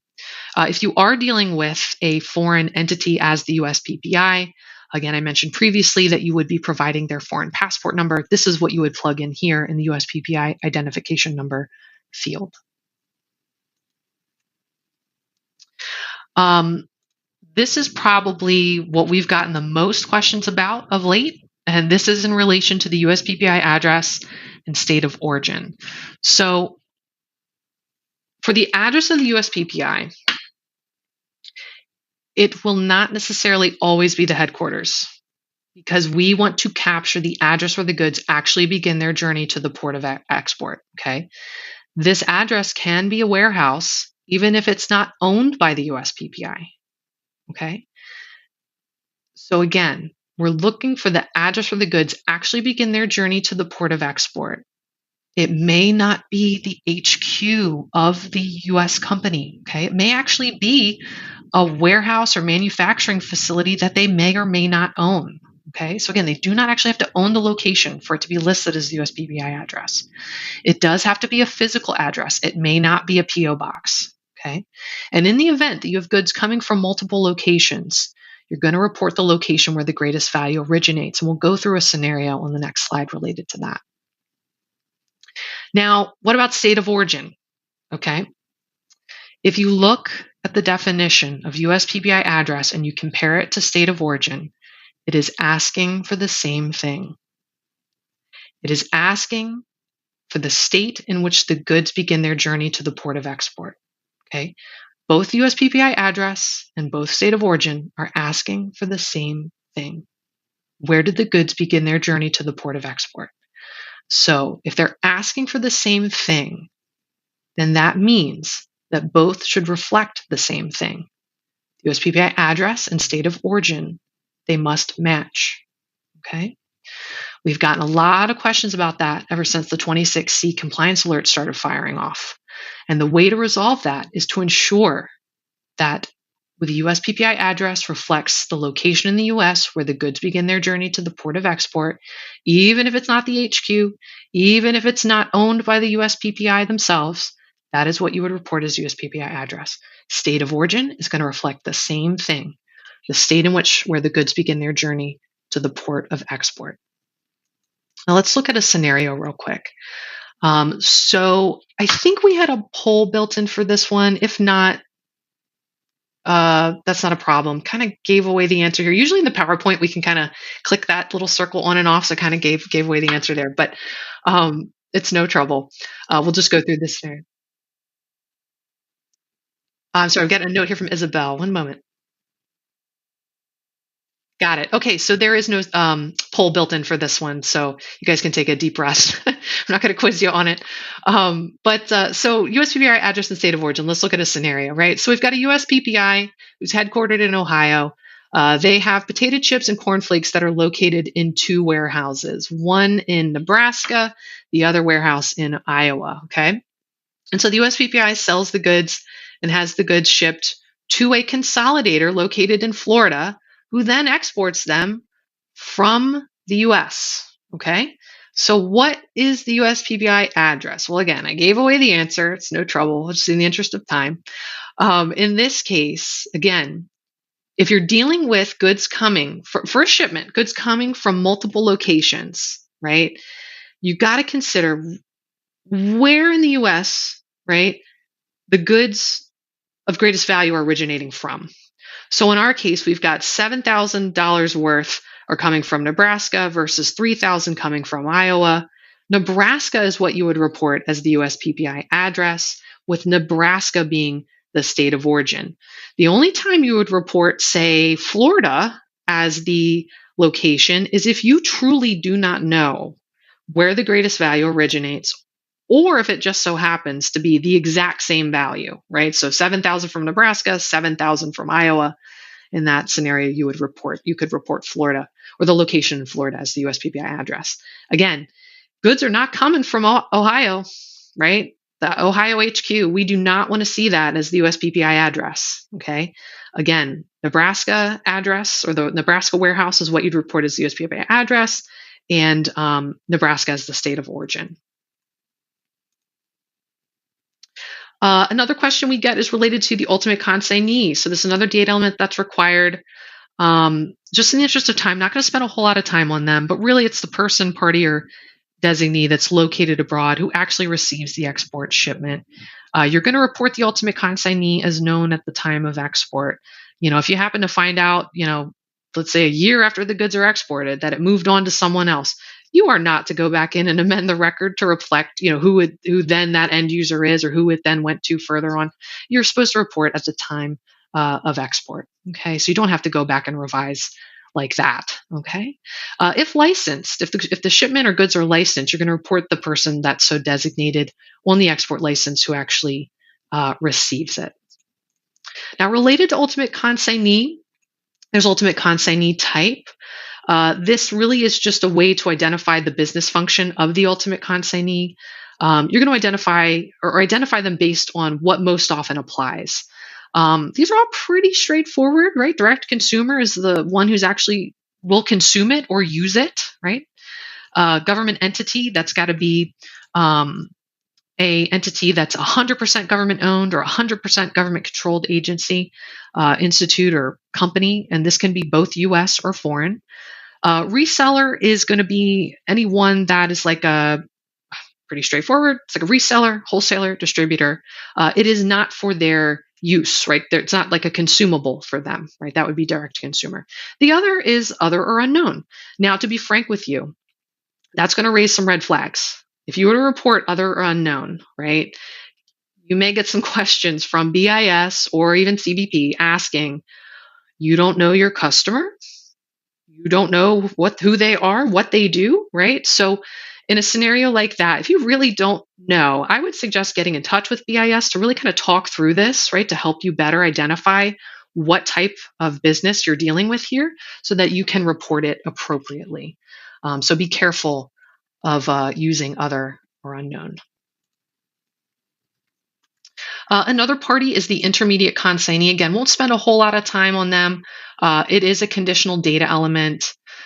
This is a party that's located abroad that actually does physically receive the goods, and their purpose is to effect delivery to the ultimate. Okay, so they do have to physically receive them, and really the purpose of them receiving them is to effect delivery to the ultimate. Okay, and if these goods are licensed or the shipment is licensed, you're going to report the person so designated on the export license. Port of export. Okay, so port of export, this is another important data element. This is one we also get questions about. So the port of export, if you're dealing with mode of transportation of air or vessel, this is where the goods are loaded on the carrier leaving the United States. Okay, for anything that's overland, right, overland shipments. If it's, rail or truck, it's going to be the port where the goods cross the border. I'll give you one scenario, right? So let's say goods are on an airplane to fly from Dulles, loaded on an airplane to fly from Dulles to LAX, but are never taken off the plane, right? And from LAX, it then moves on to wherever it's going abroad. Dulles would be reported as the port of export. But let's say goods are loaded at Dulles on a plane, take off from Dulles, land at LAX, and for whatever reason, let's say they switch planes. The goods switch from a plane, the plane where it was loaded in Dulles, now it's moving on a plane in LAX, different plane, and then that plane leaves LAX to go abroad. In that case, LAX, right, is where the goods are being loaded onto the exporting conveyance, and so LAX is what would be the expected port of export. Okay. Another data element is related to the domestic foreign indicator. Okay, so this is where you identify, are these goods of a domestic nature? So were these goods grown or produced in the US? Or these goods have come into the US and have been enhanced in some way, like in value or improved in condition. Maybe even their commodity classification code changed. Those would be domestic. Foreign would be goods that came into the United States and are in the same condition as when they were imported, right? There was no subsequent change that would result in them being considered domestic. So one thing to consider is when you're filing the EEI, you do have to separate by domestic and foreign. So if items happen to be under the same Schedule B number, okay, and there are some that are portion that are domestic and portion that are foreign, you do have to separate them out as separate line items to reflect what portion is domestic versus what portion is foreign, okay? And so you're going to be required to file EEI when either of those is over $2,500. So let's say you have one shipment that has the same Schedule B, just like is presented here. Altogether, the value is $6,000, right? However, you have to consider what portion is domestic versus what portion is foreign. So in this case, $3,000 worth of the goods are domestic and $3,000 worth of the goods are foreign. So with this in mind, we would need to list each portion separately in the AES or EEI filing. You'd receive one ITN in that case, right? It's all just two separate line items within one EEI filing. But let's say you've got, some goods, again, it's a Schedule B, one Schedule B, one portion, you got some that's domestic, you got some that's foreign. Let's say you have a shipment where there's one Schedule B that's total worth 5,000, but when you break it out, domestic versus foreign, the domestic value is 3,000 and the foreign value is 2,000. What you would do in that case is only file for the 3,000 domestic portion, and you would note that as domestic in the filing. And the foreign part, it being under $2,500, you actually don't need to even file it in the EEI record.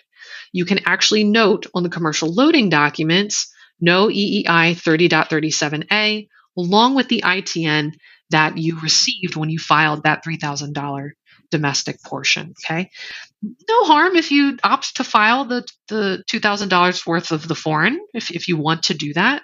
But you don't. You can actually use the low value exemption, again, making big assumptions that none of these require a license.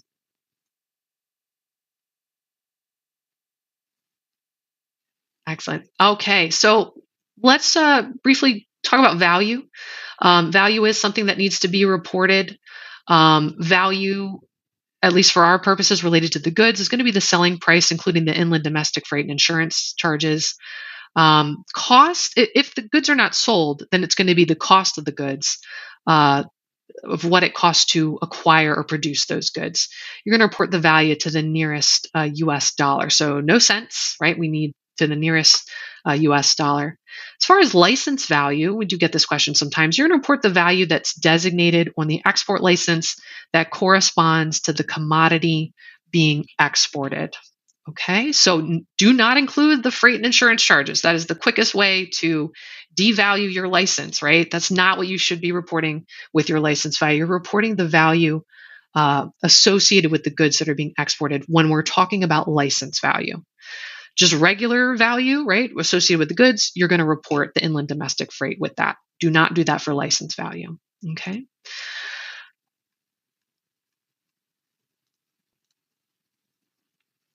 Okay, knowledge check. Just in the interest of time, I'll read through these. I'm going to give you all the answers here. But just in the interest of time, I do want to still cover these. I think they're important. So in this scenario, what is the port of export?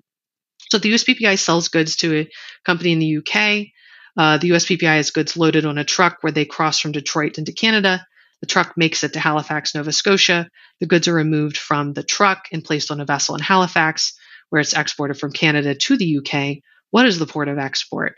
The reason why we actually have this scenario in here is because we get questions a lot on call center about, I'm trying to report, Halifax as the port of export. You can't, right? We're concerned, when it comes to the EI, we're concerned about exports from the United States. So in this case, we're considering the mode of transportation being truck and Detroit being the port of export. Again, just in the interest of time, we're gonna skip this one. My apologies for that.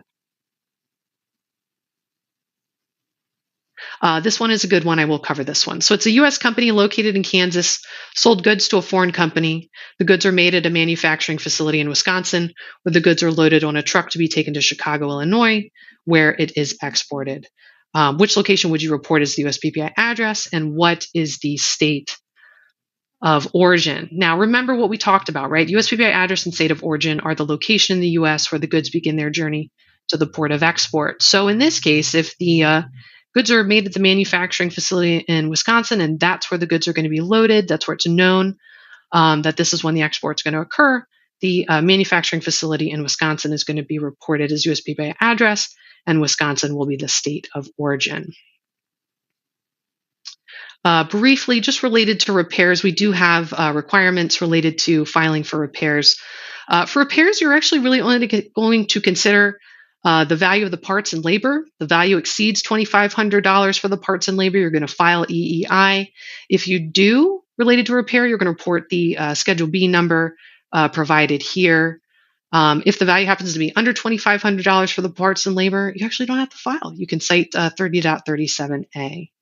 And I understand now we're at 1:40. Just have a few more slides. It's about how much more time can you give me here before they go to break?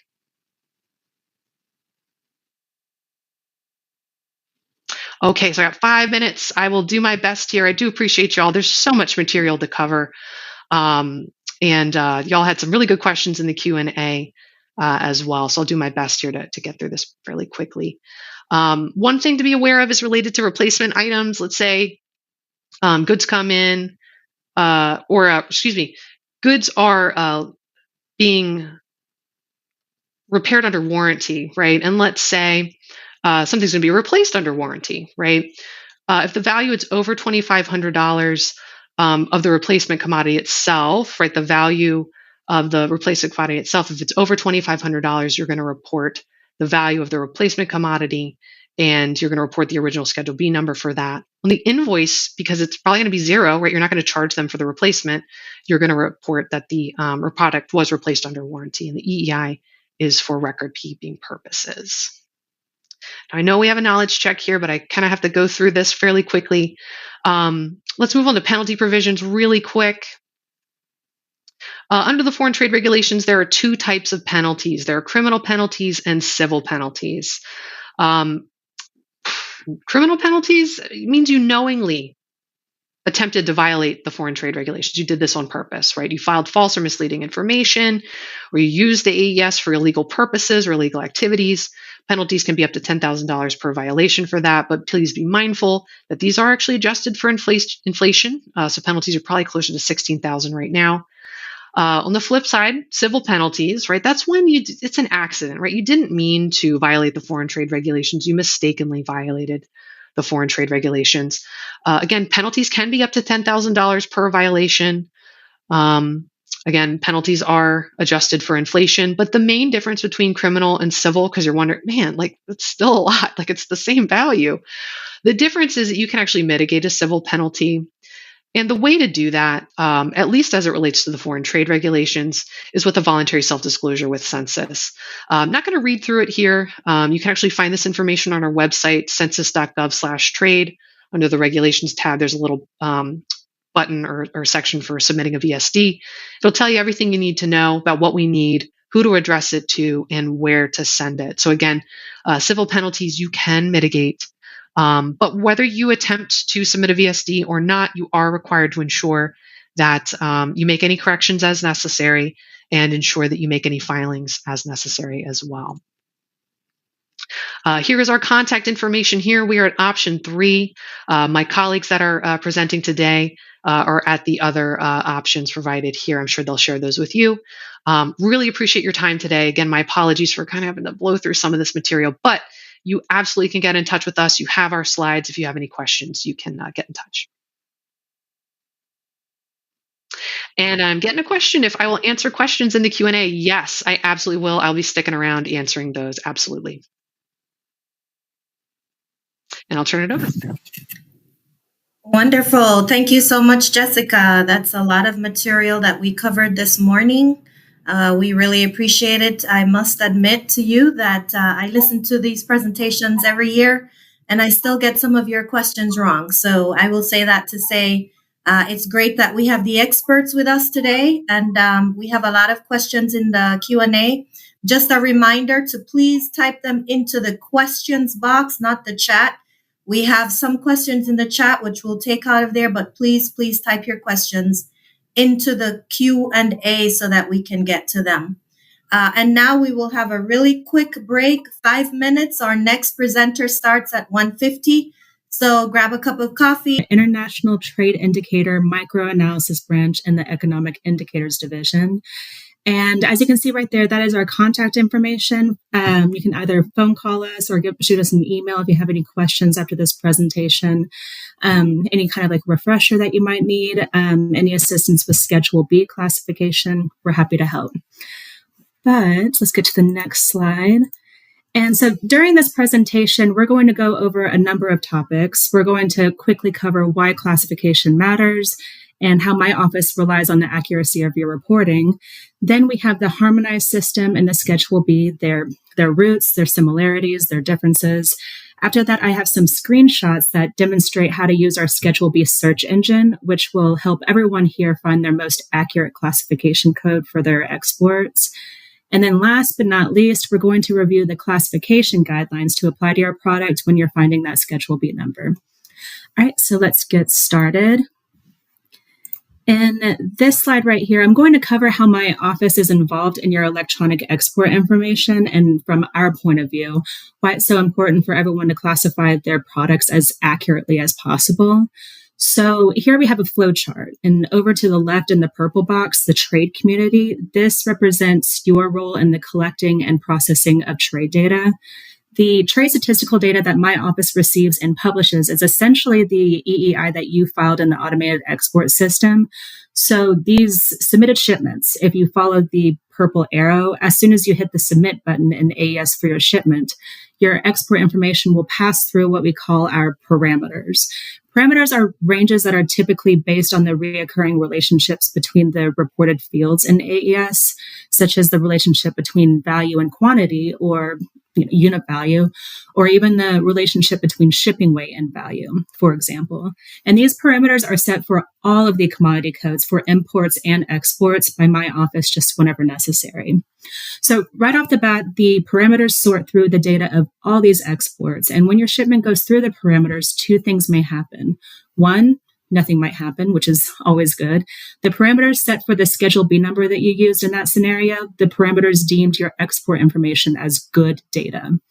The second thing that could happen is you get a verify message. That's also our parameters at work. But no worries, this is not an AES reject message. A verify message is ultimately just asking you to double check or verify the information that you filed. It's a great opportunity to just review your EEI, even if you know in your heart that everything is accurate. So we just now covered that first loop around this process up there at the top in this slide with the yellow arrow. The EEI gets submitted, goes through our parameters, a verify message occurs, and you review it just in case. But then there still might be another loop around before your shipment is incorporated into our trade statistics. Because as you can see in that yellow arrow at the very top, there's also mention of verification emails and phone calls. So even if you confirm that everything is correct after a verify message, it's still possible that you'll receive a phone call from my office as we're reviewing the monthly data. So now with that, your EEI will go through just another loop when we call about a month after you submitted your EEI. Whenever we call, we're mainly trying to see if we need to fix an error in our system on our end, or if we should actually allow the record just to kind of wiggle through and join the rest of the good data. And like the verify message in AES, if we reach out, it's just great practice to use this time as yet another opportunity to review the shipment. But in conclusion, my office processes and publishes this data on a monthly basis in order for your companies or clients to make informed, timely business decisions. And so our relationship is one reason why it's very important that you file accurate information in AES, because the quality of our published data, the FT900 survey that will eventually be made available to the trade community, it's highly dependent on the quality of your reporting. All right, so next, I'd like to show you how export compliance is another reason to report accurate EEI and making sure that you have an accurate Schedule B number. So in this scenario, imagine you are shipping $40,000 of ink cartridges to Ireland. You're trying to report $40,000 as the value, use a Schedule B number that classifies your ink cartridges, use the right country code for Ireland, and then you're trying to indicate that this is just a normal general export. Nothing too crazy, right? Well, what if you made 4 minor errors? First, imagine that you accidentally report the value of your ink cartridges by including the cents in with the dollar amount. So you reported $4 million instead of $40,000. Then you misclassify the commodity by selecting the Schedule B number that says cartridges without confirming whether or not it was describing ink cartridges. So now you've used the Schedule B number for ammunition cartridges. Then you used a country code because you assumed that IR stood for Ireland, and now it shows that you're exporting this to Iran. Lastly, you use the export information code MS, which tells AES that this shipment is used for the use of military. So in the end, several concerned government agencies now believe you are shipping $4 million worth of ammunition cartridges to Iran as a military shipment. These are actually very common mistakes separately, but as you can see, when combined, they can create a completely different export from what you are trying to file. So again, keep in mind that these small errors can make a big difference, and it's definitely important to get it right the first time, or at the very least, just take advantage of the given opportunities to review the information you reported in AES, especially if a verified message ever pops up. All right, so in this slide, we are now starting our portion of the harmonized system for the classification of goods. So we're going to review the general kind of makeup of a commodity code. Here in the US, we collect, process, and publish export and import data based on the World Customs Organization's harmonized system, or just HS. That's why many of the parameters that generate a verified message will be based on the Schedule B number that you've provided. So the first part of your classification code will be the first 2 digits, the chapter. Chapters are updated hardly ever. I've personally never seen a chapter be decommissioned or created. It's just rare. Then the first 4 digits is called the heading, and this can be updated every 5 years by the World Customs Organization. Now, from the heading, what we have next is the 6-digit level, which is called the subheading. The subheading is also updated in the same way as the heading every 5 years. And it's also at this level where anything further is outside the realm of the World Customs Organization, or WCO, and will be based on and can change between countries. Now, because countries should all be classifying their goods in the same way, this subheading level right here is particularly handy, by the way, because except for when a product should be classified based on its scenario, like a donation or repairs, so except for those types of scenarios, a product will have the same subheading whether you are importing into or exporting out of a WCO member country. So, for example, if you have the first 6 digits of your harmonized tariff system to import a specific product, then if it doesn't need to be classified based on the context of your product's travels, you'll also have the first 6 digits of your Schedule B number to export that same product. All right. Then next, the first 8 digits only applies to imports. And this is where the Schedule B and HTS break apart from being largely identical. This level right here is referred to as legal, or the tariff level, because this is where duties and tariffs are applied. And this is only for imports specifically, because duties and tariffs aren't applied to US exports. Now, some countries only use HS numbers up to 8 digits at that legal level. However, other countries like ours require additional detailed lines beyond the harmonized international standard for purposes related to trade statistics, for example. And that's how we end up at 10 digits here, which is a complete classification code in the US. At this 10-digit level, the Schedule B is updated by my office semi-annually, specifically every January and July. My apologies.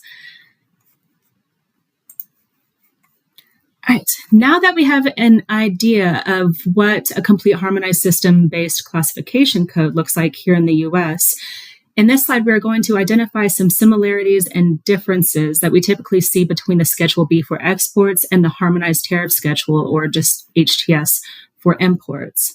The top of this slide shows a page from the Schedule B, while the bottom is a page from the HTS. We are trying to classify at this point in this example an upright piano. So in this example, we can immediately see that there are some similarities. Immediately, we see that both have Chapter 92 in common, which classifies musical instruments. And their 4- and 6-digit codes and descriptions also match, which is, as we know, not a surprise. And then lastly, they also both share the same units of quantity as just number of pianos. But then they also have some differences, right? So we see here that the HTS breaks apart from the 8-digit subheading at that legal level because a duty is being assigned. So in this case, the HTS breaks down into more detailed 10-digit categories, showing 5 different complete HTS numbers. Up at the top, we see that the Schedule B doesn't show the same breakout. The Schedule B is less detailed with its pianos, having only 1 Schedule B number for upright pianos. This example is also useful to see why you can usually use import numbers to classify exports, because it's really not uncommon to see more detail being captured in the HTS for imports. Just to put it into perspective, there are over 19,000 HTS numbers compared to only half as many in the Schedule B for Schedule B numbers. All right, so as I mentioned, the HTS is designated for imports, but it can also usually be used in place of a Schedule B number when reporting your export information, just because the HTS has just such a tendency to be more detailed. However, as with many things, there are some exceptions where you truly do have to use the Schedule B for your export. But thankfully, we have not one, but two documents that help us keep track of these exceptions. The first document that we have is the Notice to Exporters. This document provides a list of commodity codes where the Schedule B is actually more detailed than the HTS import codes. So this document shows a list of Schedule B numbers that have to be used instead of the HTS because the HTS just doesn't provide as much detail. Second, there is also a NOTS list, which is the list of HTS codes that can't be used, cannot be used, and you have to use the actual Schedule B number for your export. So the Notice to Exports and NOTS lists generally provide the same information, right? It's just your preference on what you immediately need to know based upon your situation. If you're more interested in the Schedule B numbers that you have to use in AES, then refer to the Notice to Exporters. But if you're more interested in the HTS numbers that you can't use in AES, then refer to the NOTS list. All right, so in this slide, if you remember over here where the HTS was more detailed, which again is not at all unusual, here is an actual example where you can see the Schedule B actually being more detailed.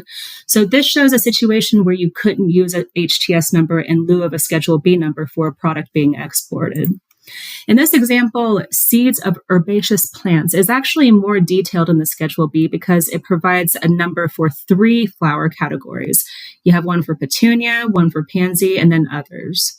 The HTS, though, only provides a number for petunia and others, so only 2. Because of the Schedule B's detail for petunia and pansy, that simultaneously makes its other Schedule B number more detailed than the HTS's other.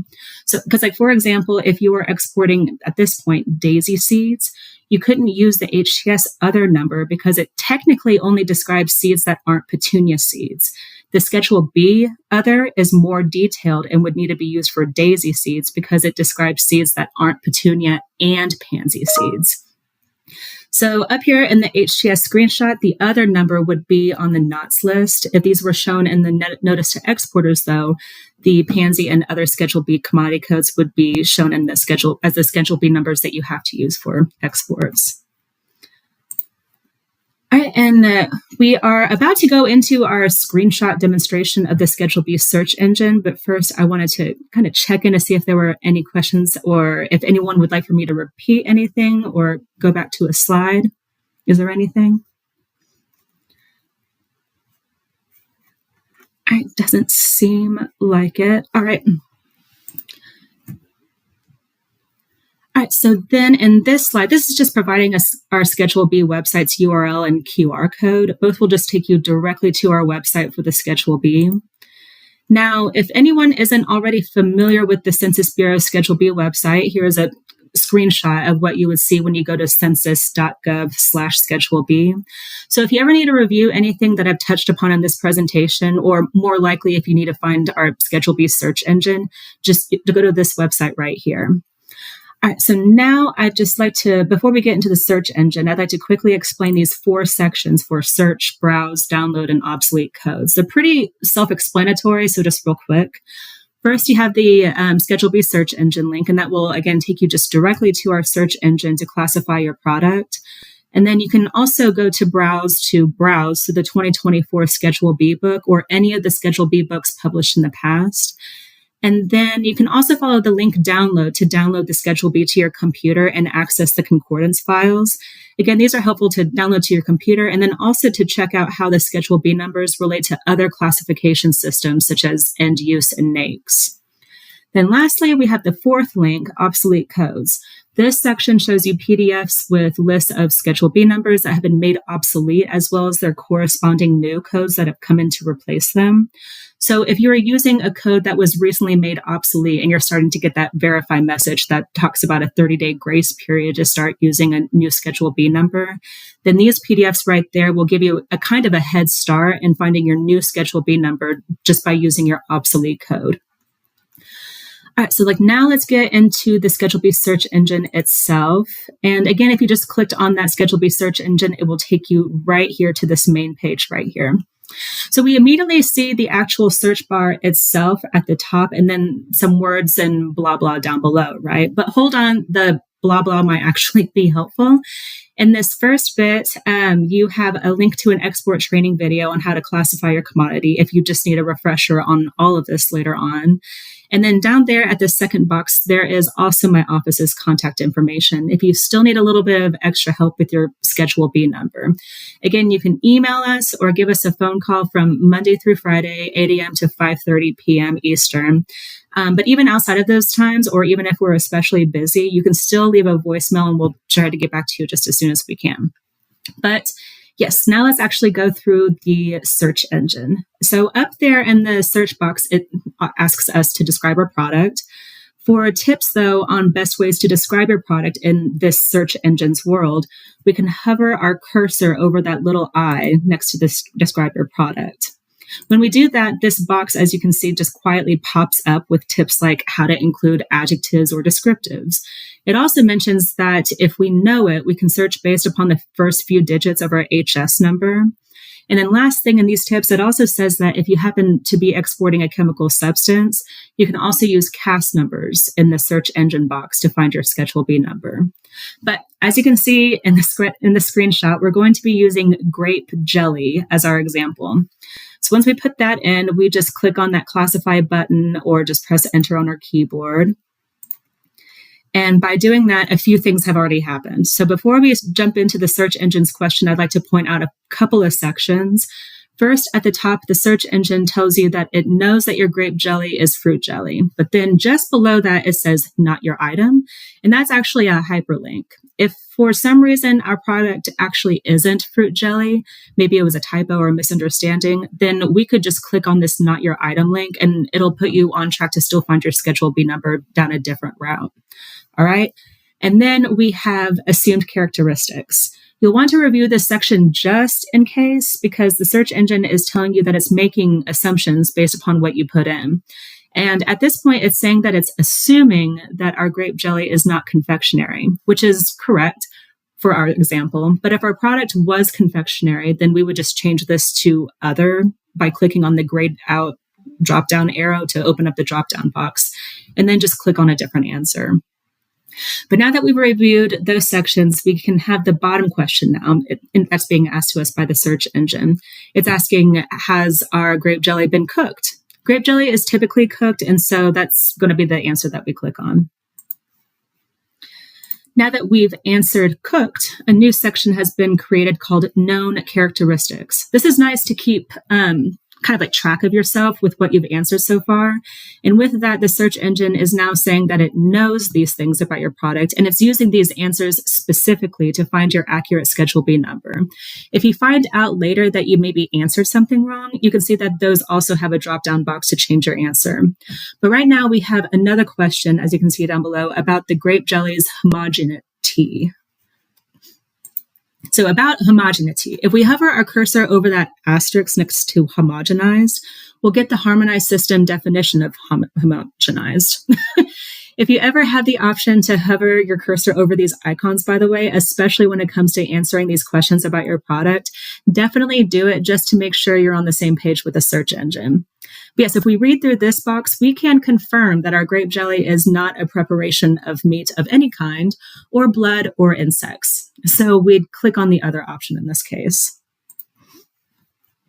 So with all of our answers and confirming, the search engine has now brought us to an area of the Schedule B, and it looks like the right place. But before we start clicking around, we need to make sure. The chapter 20, it describes preparations of vegetables, fruit, nuts, or other parts of plants. Our grape jelly is a preparation of fruit, so yes.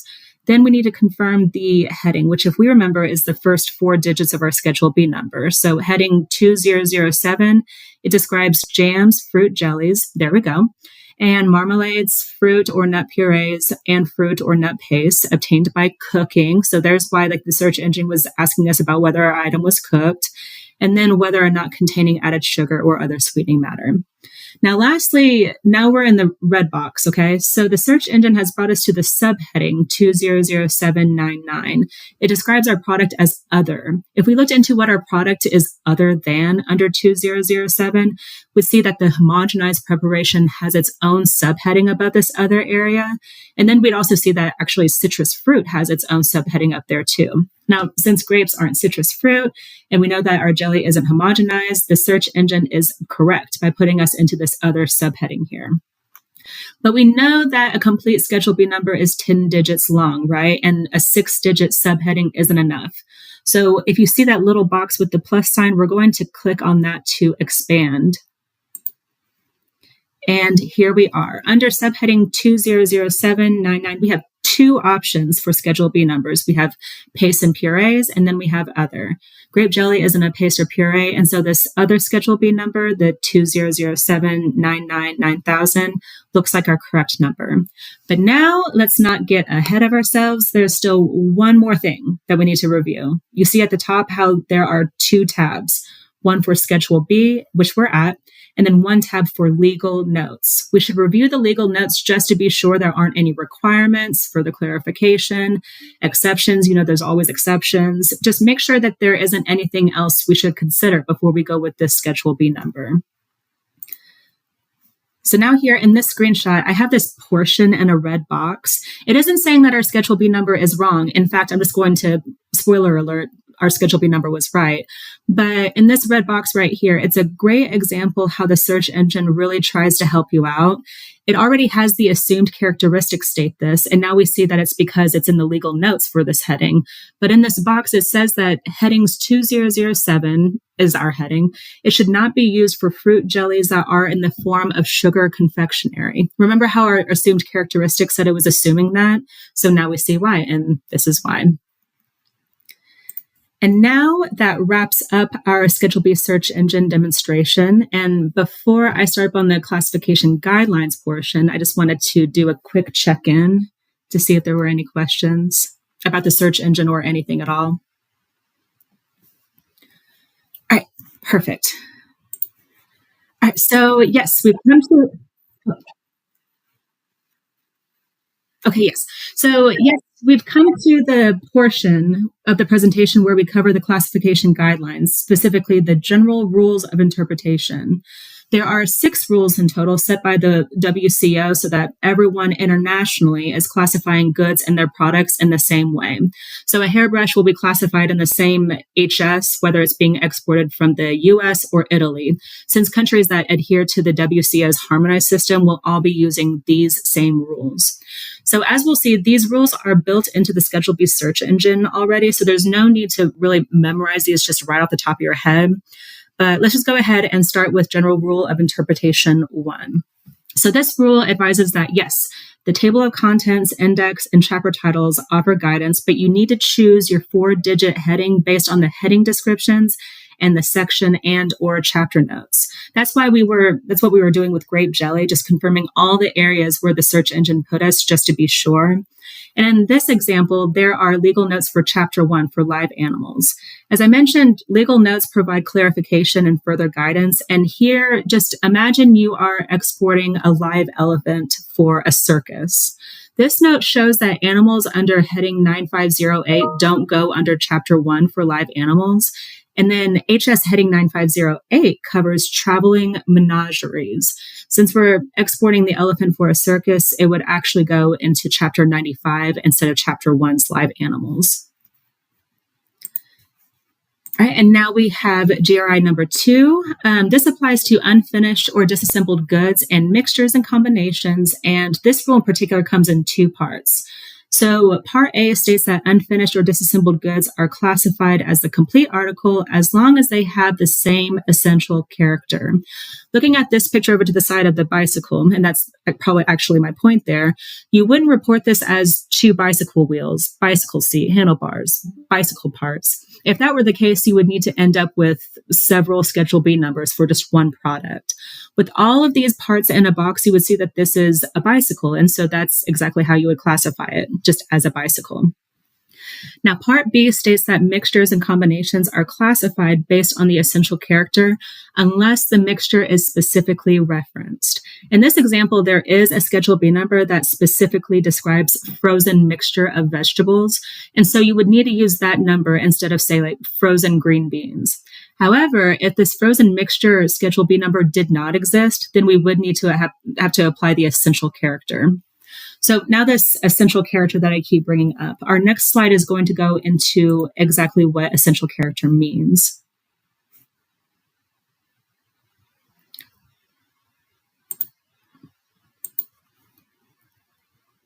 Can you all see my slides? I may need to refresh my browser.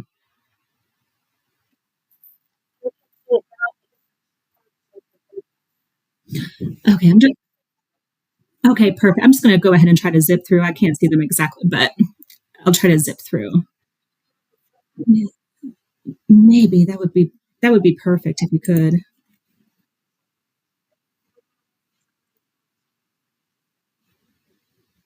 Yeah, I don't see here. I'm gonna refresh my browser. 1 second.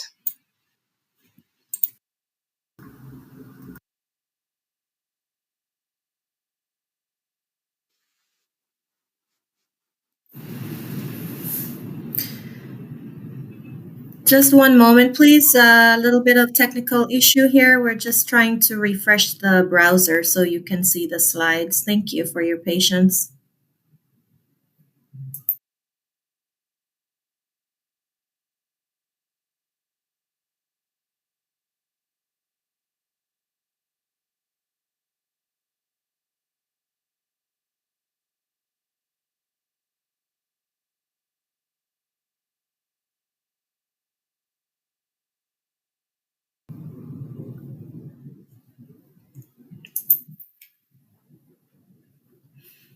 Hello, everyone. Thank you for your patience. We are having a little bit of technical difficulties here. Just hold on one moment while we get things sorted out. Thank you very much.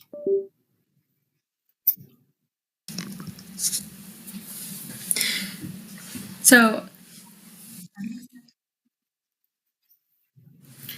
thanks for your patience, everyone. We're going to go ahead and move to Miranda's presentation while we get Noel back on the line.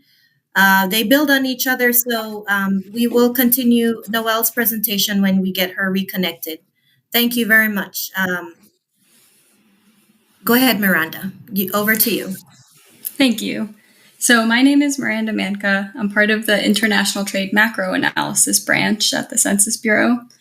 So, these slides will be available for you to look at after. We have a lot of extra information in there.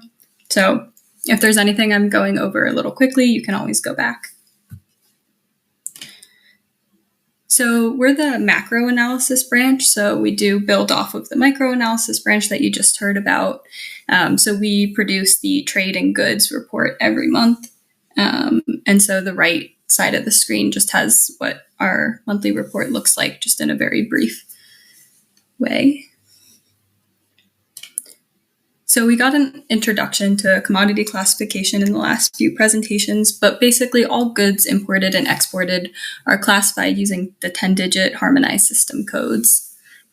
And there's also different classification systems that some of you may be using, and these we also deal with. So the different data tools that we have are the Global Market Finder, USA Trade Online, our International Trade API, and data products. I'll probably mostly just be going over the Global Market Finder for now, but the rest of them are available to view. So really quickly, this is our website. You might have seen it before, but this is where you can find everything from. And then this is our data page where we publish our monthly report. So the FT900 is our main one. This is part of our data page. This just shows further the USA Trade Online and the International Trade API, which I mentioned that we use, and then all of our other data as well. So Global Market Finder is the first data tool. The Global Market Finder has annual data by Schedule B code and by country, and it lets you quickly and easily visualize that data You can get to this page through the International Trade homepage and clicking Global Market Finder. At the top, there's a link to the Schedule B search engine that we just saw, so you can find the commodity code you're looking for. If this doesn't work from the Global Market Finder, you can also find it from our website. You'll be able to select a commodity code or a country code, or a country, or both to find data on. And once you make your selection, you'll see 4 different views to choose from. So this is the first view you'll see, and it's a map that displays the top 5 countries of destination for your current selected commodity with a large red dot, as well as any other countries this commodity is exported to with smaller blue dots. So in this example, we just have fishing rods, and you can see the top 5 countries in red and all the other places we export to in blue. The second view is a time series. Here you'll have annual data for the past 6 years and value in US dollars. You can select a specific country to see annual totals for exports to that country of your chosen commodity, or you can select all countries to see all US exports of that commodity. The third view is methods of transportation. This has 6 years of data on the x-axis and US dollars on the y-axis. There are 4 different modes of transportation shown, including air, vessel containerized, vessel not containerized, and other.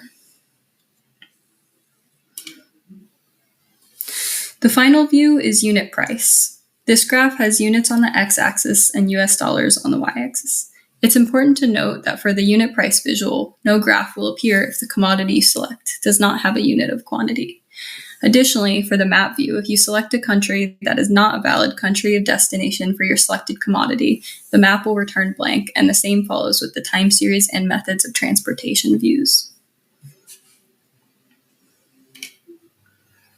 I also wanted to note that you can hover over each of the data points and you'll get a little box that shows some data for that country. The example here shown is China. This allows you to get further detail on whatever you're looking for.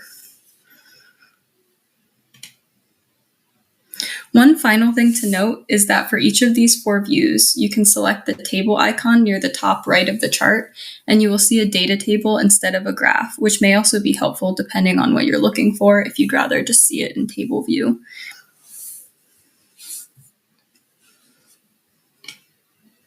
So I have a few quick pros and cons for the Global Market Finder. This is kind of a comparison to our other tools, but I'll go ahead and include it here. So Global Market Finder is quick and easy to find and visualize the data for a specific commodity code, but it is a little more limited compared to the amount of detail and the amount of data it has. So I'm not sure, it looks like we have our other speaker back to finish the presentation. I can stop there or I can keep going.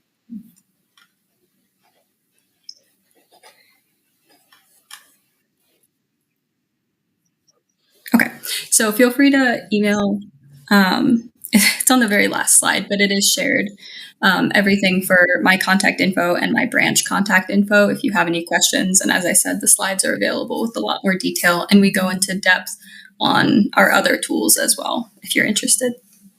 Thank you.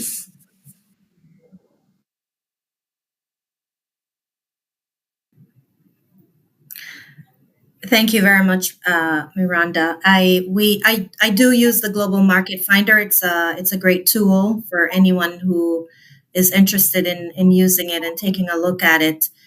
We do apologize for the technical difficulties. Technology is great when it actually works. So we will return now to Noel's presentation. Noel, let me turn it over to you. Thank you. Hi, yes, everyone. I can see my slide. I missed you all. I'm back. So, as I mentioned, just to provide like a little refresh, general interpretation 2, we were mentioning essential character as using essential character to classify goods. And so what essential character is its nature, purpose, or function of the product.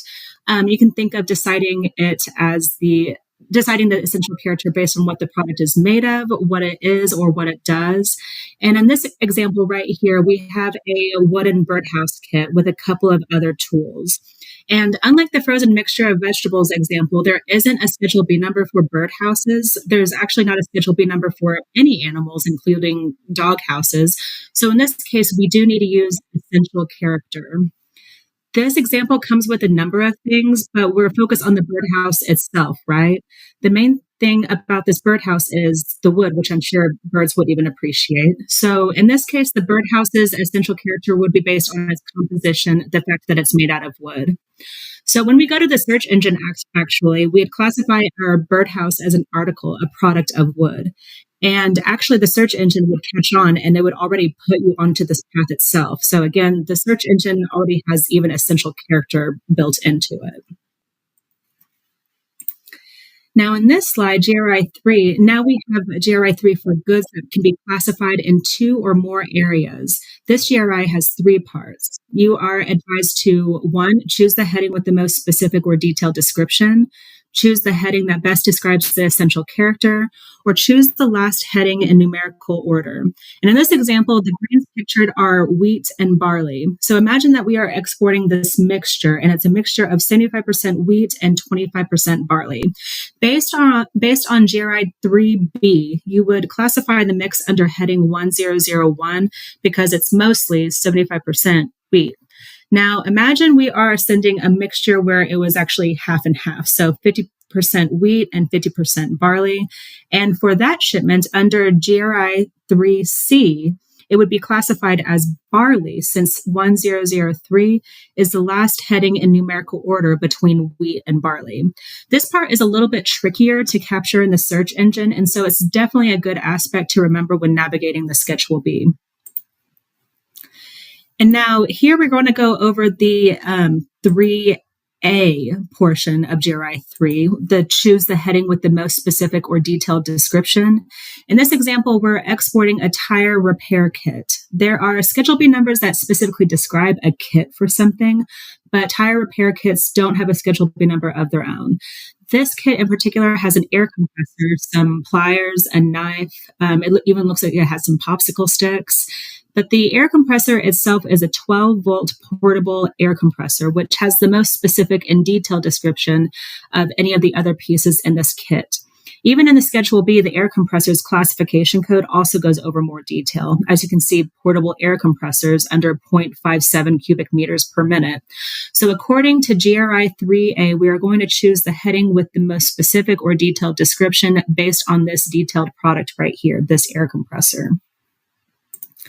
Now, GRI number 4 now, this is very uncommon and you may never need to use it, but we're going to go over it just in case. It advises us to classify under the heading of the most similar good. This should be, again, used infrequently. It's rare. This example that I'm going to provide with this picture, it's inspired by a phone call that my office received once upon a time. A coworker got a phone call from someone who was frustrated that they couldn't find a Schedule B number for their product. They described it as a machine that washes car parts.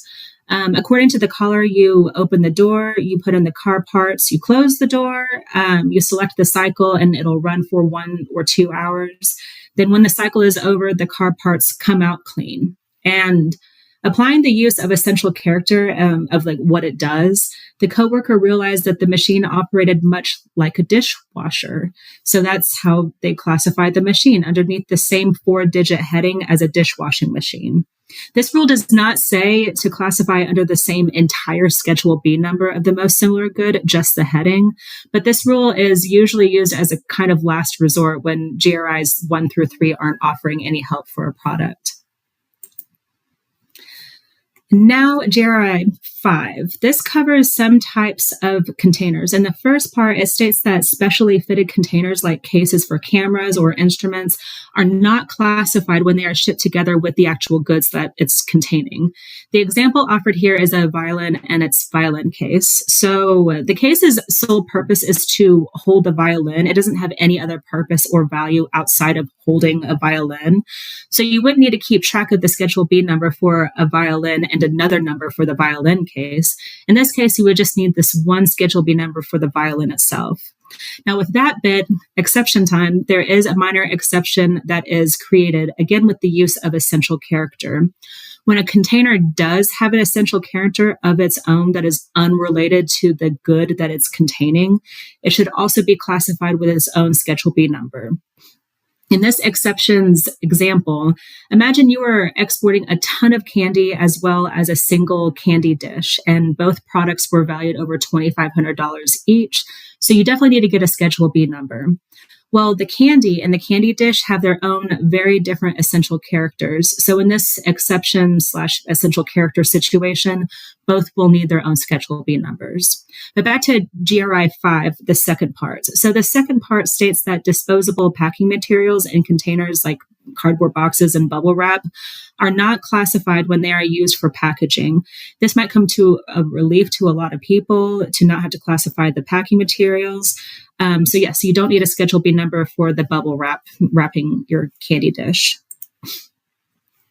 So GRI 6 has the same spirit as GRI number 1, but instead of the heading, though, GRI 6 applies to the Schedule B on a subheading level.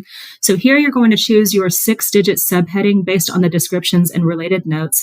And here, pay attention to indents. What's new here is the tip on the indents, okay? And it's a great tip since when you pass the 4-digit level, you do need to train your eye a little bit when navigating the Schedule B in its published form, as you see down there. So in this example, we are trying to export live dairy cows.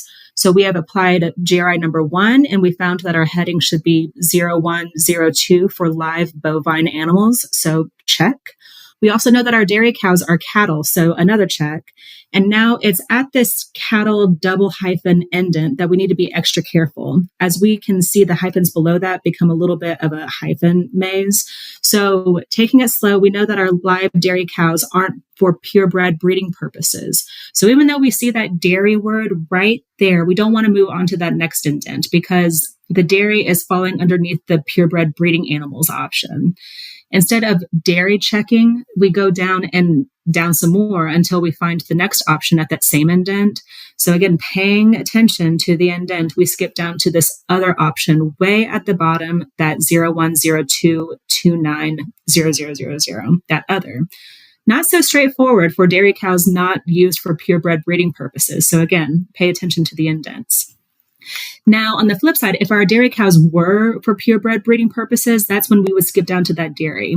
At that point, we just need to detail whether our cows are female or male.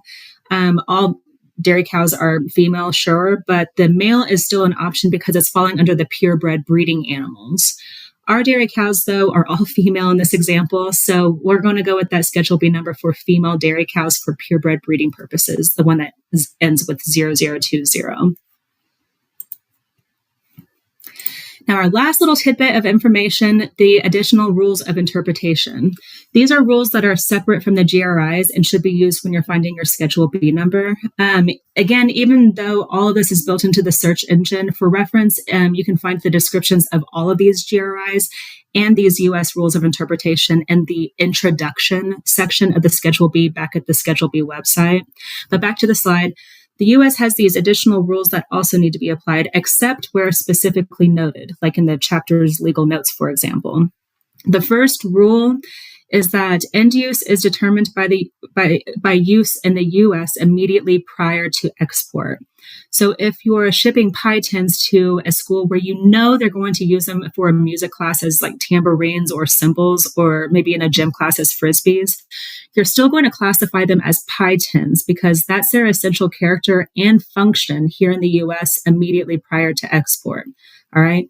Next, goods that are specifically provided for in the Schedule B must be classified as such and not as parts. So for this example, we have airplane seats. Airplane seats and windshields actually have their own Schedule B number. So you need to use that number instead of a more general code that maybe only describes some non-specified parts of airplanes under a Schedule B number with an other description. Last thing, mixtures of 2 or more textile materials are classified first, as the predominant material by weight, or last as the material covered by the last heading in numerical order. It's identical actually to GRI 3 with that wheat barley example I had, but specifically scenarios where it's based on their weight instead. This example is with ties that are made with silk and wool. If the composition is more silk in weight, then it'll be under silk. If it's more wool in weight, then it's going to be classified as wool. But if it's equal in weight, then it'll be the last heading between the silk and wool ties. Now, side note, and I promise this is the last thing, but it's a huge bonus if you're exporting any kind of textile clothes. The Schedule B search engine actually has an incredibly user-friendly way to find your Schedule B number with all the different materials that go into making clothes. It's kind of like set up like a calculator where you can put in the percentages of the textile makeup of like a button-up shirt, for example. If you deal with textiles and classification, then you know that this is a game changer. All right, we have now wrapped up my presentation. And before I go, I just wanted to see if there were any remaining questions. If anyone thinks of any questions, maybe even days after this webinar, our contact information is right here.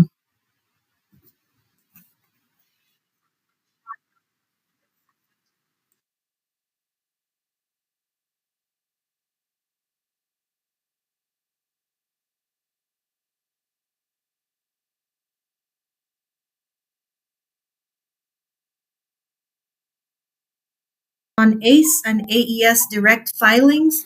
By the way, all our presenters' bios are available on our website if you'd like to learn a little bit more about our presenters and their where in the Census Bureau they're located. You can find that on our website. Okay, Stephen, it's over to you now. Thank you very much. You may begin. Thank you. Good afternoon. Getting a little feedback. There we go. So thank you. Good afternoon. Thank you all for inviting the Census to participate in this. Thank you to each of you for kind of taking the time to join us today and go through this important information. And so, as it was said, my name is Stephen Jackson. I come to you all today on behalf of our Economic Management Division's Trade Data Collection Branch at the U.S. Census Bureau. And today, specifically, we're going to be going through the guidelines to the automated export system and hopefully give you some tips and tricks into what AES is and when you go to provide the data that's been spoken about this morning, that you'll have a better understanding of how you're doing that. I appreciate the question earlier about who is in the audience. That kind of gives us some insight into, who's participating here, whether it's carriers or freight forwarders or those US PPIs. And so hopefully the information that you take away from what we talk about here is relevant to the work that you do. I'm going to go ahead and disable my camera again, just to make sure we don't have any issues with the video stream logging. All right. So first, let's talk about, we're going to go through the topics of what is AES, what's the process flow. We'll take a look at the filing methods that are available to you as the user, as the filer for the EEI. We'll talk about some steps that are involved in preparing to file your electronic export information. The meat of the potatoes of this presentation is really going through these AES response messages, and so we'll spend detailed time there talking about those responses that come back from AES. We'll finish up by taking a look at the AES compliance reports, and then if we have time and even the availability, we might be going through a live demonstration or utilizing just some screenshots that we have available at the end of our presentation. So what's first? AES. What is the automated export system? So AES is a system that's actually owned and maintained by U.S. Customs and Border Protection. And the system is the one that processes and stores all of your electronic export information or your export transactions. So some of you might be asking, okay, well, why are you at the Census Bureau giving this presentation on a system that's owned and maintained by U.S. Customs and Border Protection? And hopefully just the details that have been laid out today earlier, the fact that our regulations are written and interpreted by Jessica and her group, the fact that we do the classification piece, and then just in a joint agreement with Customs and Border Protection, we serve as a subject matter expert so that we can help facilitate the filing of the data in the system so that we get the accurate trade statistics. So that's kind of the name of the game for us, is to get those the accurate trade data so that we could then turn around and publish it back to the trade. And so just to highlight, you can look through the numbers here. These are current for the August statistical month. One thing that I always like to point out, just to show the kind of the scale and the relevance of what's happening in AES, is the last bullet there, the US PPIs that are represented. So we have almost 400,000 different US PPIs, whether that's companies or individuals, that have been listed in the EEI filing as being the United States principal party of interest. And that's a big deal. 400,000 companies almost. By the end of the year, I'm sure it will be over that. And so this really has a vast impact across our whole economic planning for the U.S. And so that's kind of hopefully a good description of what AES is. And we'll talk a little bit more about ACE and AES, because I think those terms are often interchangeably used. Not to a bad aspect, but we'll hopefully clarify some of that. So let's talk about our filing methods. So, I think I skipped over a slide actually. Let's talk about the process flow. So our current process flow. So in this graphical representation, you as the export community would be identified in the upper left-hand corner there. And what this is showing is that you have these different filing methods of getting your information ultimately to get validated and edited by the automated export system. And that's shown there by either ACE, AES Direct, Direct Connection, or third party. Regardless of how you submit that data, you are submitting all the same data set, whether you're submitting through EDI or a direct connection or through the online portal. All of it is going to be submitted your electronic export information, or your EEI. And what's happening with your EEI, it's going, and we specifically call out ACE here, like I just mentioned. These terms are used interchangeably, but the automated commercial environment is the single window that was selected back in a presidential executive order in 2014 to streamline the import and export process. And so ACE as a universe hosts different platforms. One of those, as identified below that, is the automated export system. And so there's other computer systems that you see there, those laptops. You might have imports on one of those, and you might have manifest data on another, and so on and so on. So AES is one of the systems that is sitting on the universe or the platform that is the automated commercial environment. Your EEI data, while it is going through ACE, it is actually being edited and validated in the automated export system. And that's where it's also being stored for historical documentation.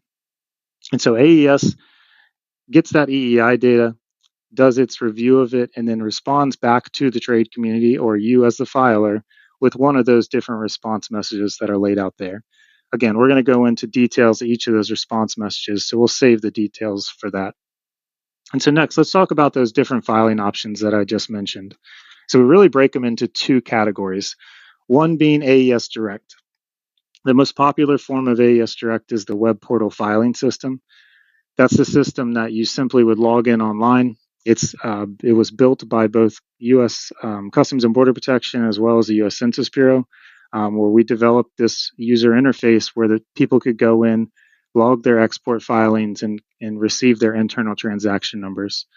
Now, that is a free online system. We definitely encourage even larger companies to have an account for that. We might get in a little bit more into the details about that later. The second option within AES Direct is called bulk upload. And this is for companies that simply can't do a one here and there shipment. They need to file multiple shipments all at the same time. And so we do have an option for that bulk upload, in which case they'd be able to submit almost in an Excel spreadsheet type of format. The system would then read and respond to each individual shipment that's on that spreadsheet with either say that there's 100 shipments that are listed on that spreadsheet. The system could come back and say, hey, these 95 are good to go. Here's the 95 ITN numbers. And then these 5 need to be addressed and corrected.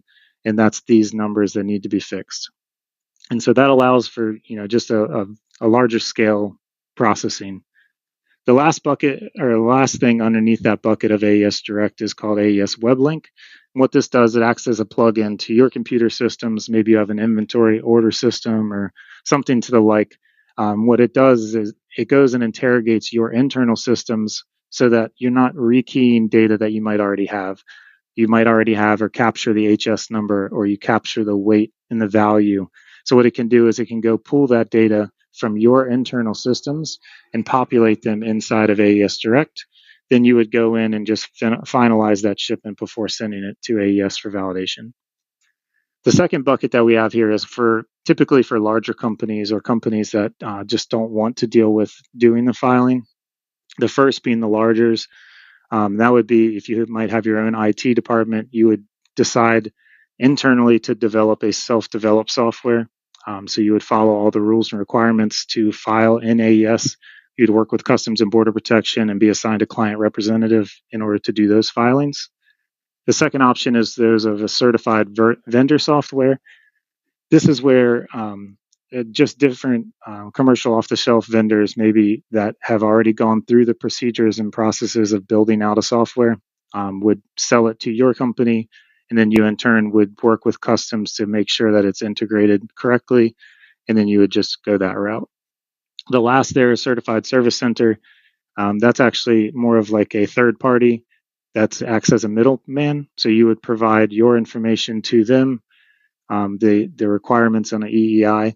They in turn would provide that to AES for the validations. AES would respond back to the service center, and then the service center would respond back to you with your appropriate information from AES, most likely your internal transaction number. So those are the different filing methods that are available. So what happens after so now we know what AES is. We know how we can get our EEI data to AES. So then you really need to just kind of start from preparing your EEI. And so we would just kind of highlight some of the resources that are available to you. And these resources specifically are available from the Census Bureau. So you can see just starting on the left-hand side, we have a Flipper document. This is a little outdated in the sense that I don't know that we have these available currently, but it is something that probably will be back online pretty soon. These are just a quick reference guide that's available to flip through with questions and just quick answers from the regulations. And then if you hover over these, when you do open the slides, they actually have URLs to the foreign trade regulations, where you can download those in a PDF, the AES Direct User Guide, so that's specific to that online web portal filing system that we'll be talking about. And then there's additional webinars that we do on topics that are covered already today, the foreign trade regulations, classification, and we also do a live demonstration of the AES Direct web portal, where it breaks it into separate chapters based on the topics of what the shipment information is or the transportation information. And you can go through that on the YouTube channel and just break it into those specific subjects. Now, from the Customs and Border Protection side, they have all the technical documentation for what the automated export system uses to do those edits and validations. And so when I talked earlier about creating that self-developed software, what we would point people to is called the Automated Export Systems Trade Interface Requirements, or as you can see here at the top, the ASTIR. And the ASTIR really has all those business rules and requirements for AES. In addition to those, it has 25 different appendices that kind of outline all the different levels of information inside of AES. We're going to talk about Appendix A, D, and F to give you just kind of a summary of, what those look like, what they might feel like. But I just wanted to highlight on this slide the summary of changes document. So if you are interested and you are using AES on a regular basis, I would certainly suggest that you go to that link once you get the slide and just kind of bookmark it, because what happens on the summary of changes is it identifies any changes that happen inside of AES get outlined on the summary of changes, and it will point you to the appropriate documentation for it. But let's say that we add a new license type code, or we add a new port of export. Those types of things would be documented right on that summary of changes. And so it's an easy one-stop shop to get the latest information from the system. All right, Appendix A. So I told you we'd go through those three appendices. So Appendix A is probably the most used resource from the ASTIR.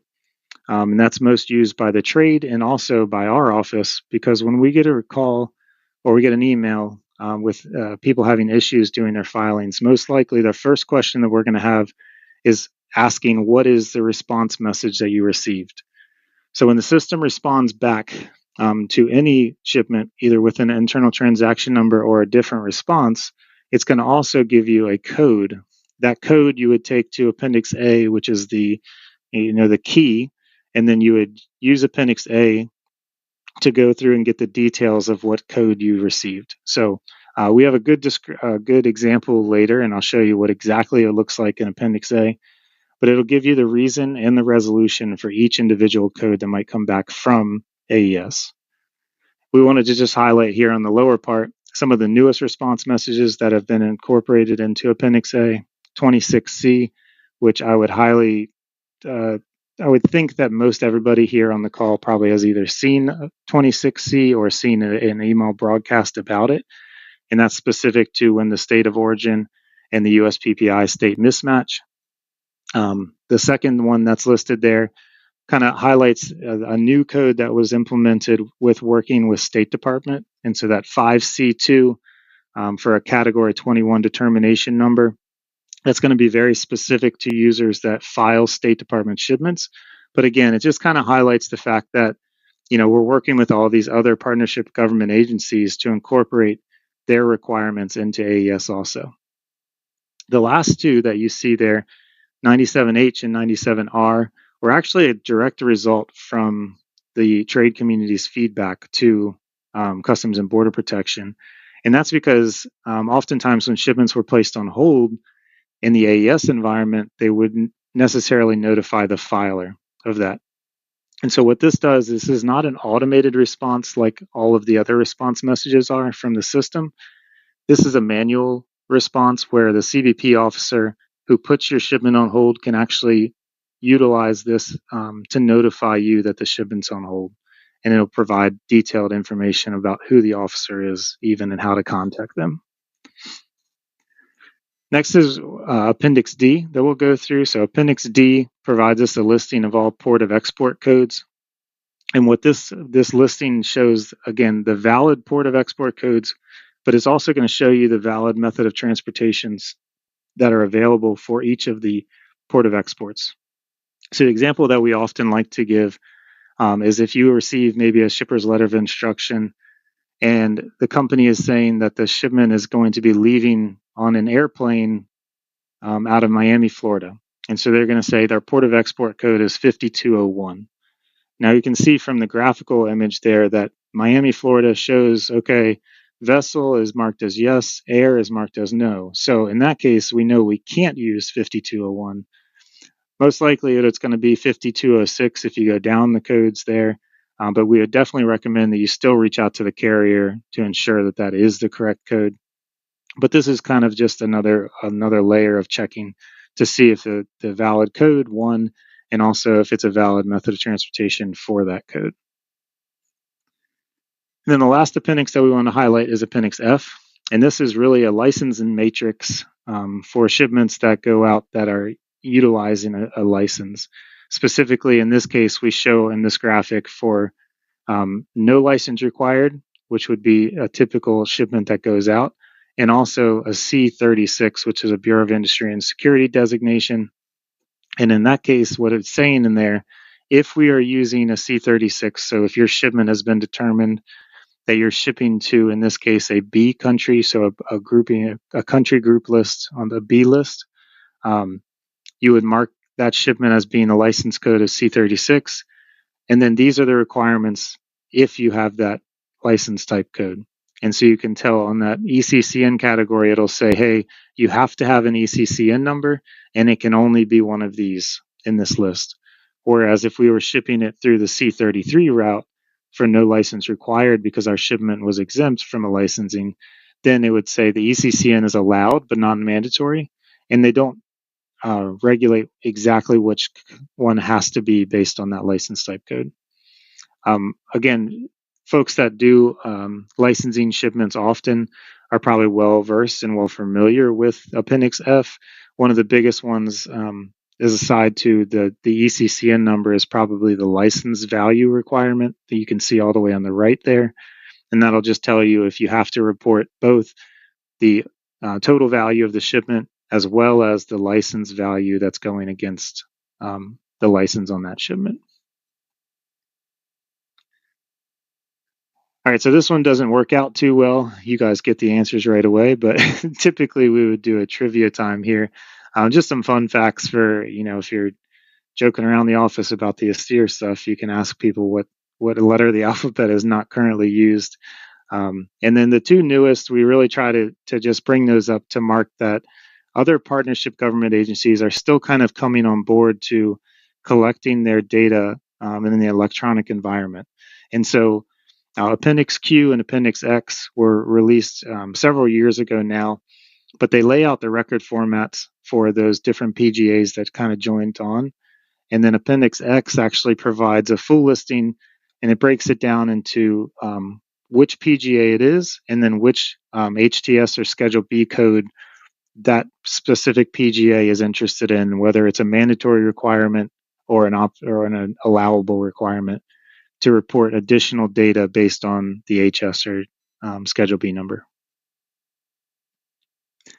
And so here's the meat and potatoes, like we talked about. So AES response messages, and we'll kind of touch on the top one, and then we'll get into each detailed response. So that shipment accepted, green means go, right? Your ITN number was issued by the system. It means that you passed all the edits and validations in the system. And it can also come back with one of these other response messages, being a verify message, which Noel had talked to us earlier about. It could come back with a compliance alert, a warning, or an informational message. And then you also have the red, so shipment stop, no go, right? So your shipment was rejected by the system because you forgot to, or you accidentally put in wrong information for critical shipment data that's required before the system will give you an internal transaction number. And so in most cases, you will not receive an internal transaction number. There are, however, if you go to the last circle on the bottom there in that red, there are certain situations where you did receive an internal transaction number from the system, but then you made an update to that shipment, and that update that you did caused a fatal error. In that case, that ITN number is no longer valid. They consider it an invalid ITN, and you're then required to make the corrections that are appropriate for that to become a valid ITN number again. And so since there's only one of those that would stop it, we call them fatal errors. Let's start with that. And so here's an example of a fatal error. In this case, what you're looking at here is actually a screen grab of the AES Direct user interface that's available, and that's that online filing system that we've been talking about. In this case, we're on the transportation tab, and what we tried to do is we tried to report our carrier SCAC code as being HULU. And so when we submit it to AES came back to us and said, hey, we don't have HULU on our reference data. And so we're saying that it's an unknown carrier, and we need you to correct that before we're going to allow you to get an internal transaction number. Fatal errors basically are required to be corrected per the foreign trade regulations. So FTR 30.9 is cited here in this top bullet. They have to be corrected for a valid ITN. Most filers, I'd venture to say probably 100%, if not maybe 99% of the folks that are on this call are probably pre-departure filers, meaning you have to get your ITN before your shipments can actually leave the country.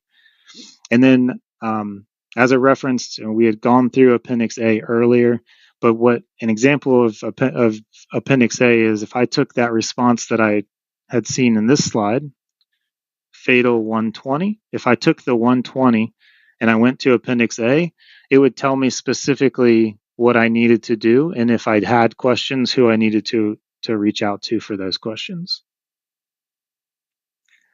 Next, as we go kind of through the severity level, if you will, the fatal errors drop down to what we call compliance alerts. And so as an example for a compliance alert, we show here, most typical of what we see is for late filings. In this case, the dates are pretty extreme, but what we're saying here is you see in the lower left of this screen grab, the departure date is listed as being March 1st of 2023. Obviously, that's way old at this point, but what the system is saying is, hey, you're filing this shipment after the date that you have listed here on the export as being the date that it left. The system doesn't know that you fat fingered something. And so, no, there is no way to make a correction to this. This is simply meant to be kind of a slap on the wrist to say, hey, that's not best practice to do this filing, and make sure you make a correction to it before you do your next filing. So in this case, again, the system just says, hey, you filed this today, but your departure date says it was last year.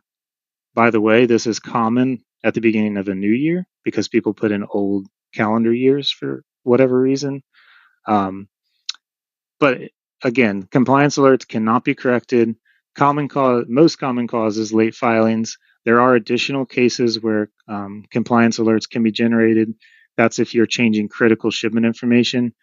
You are changing the USPPI.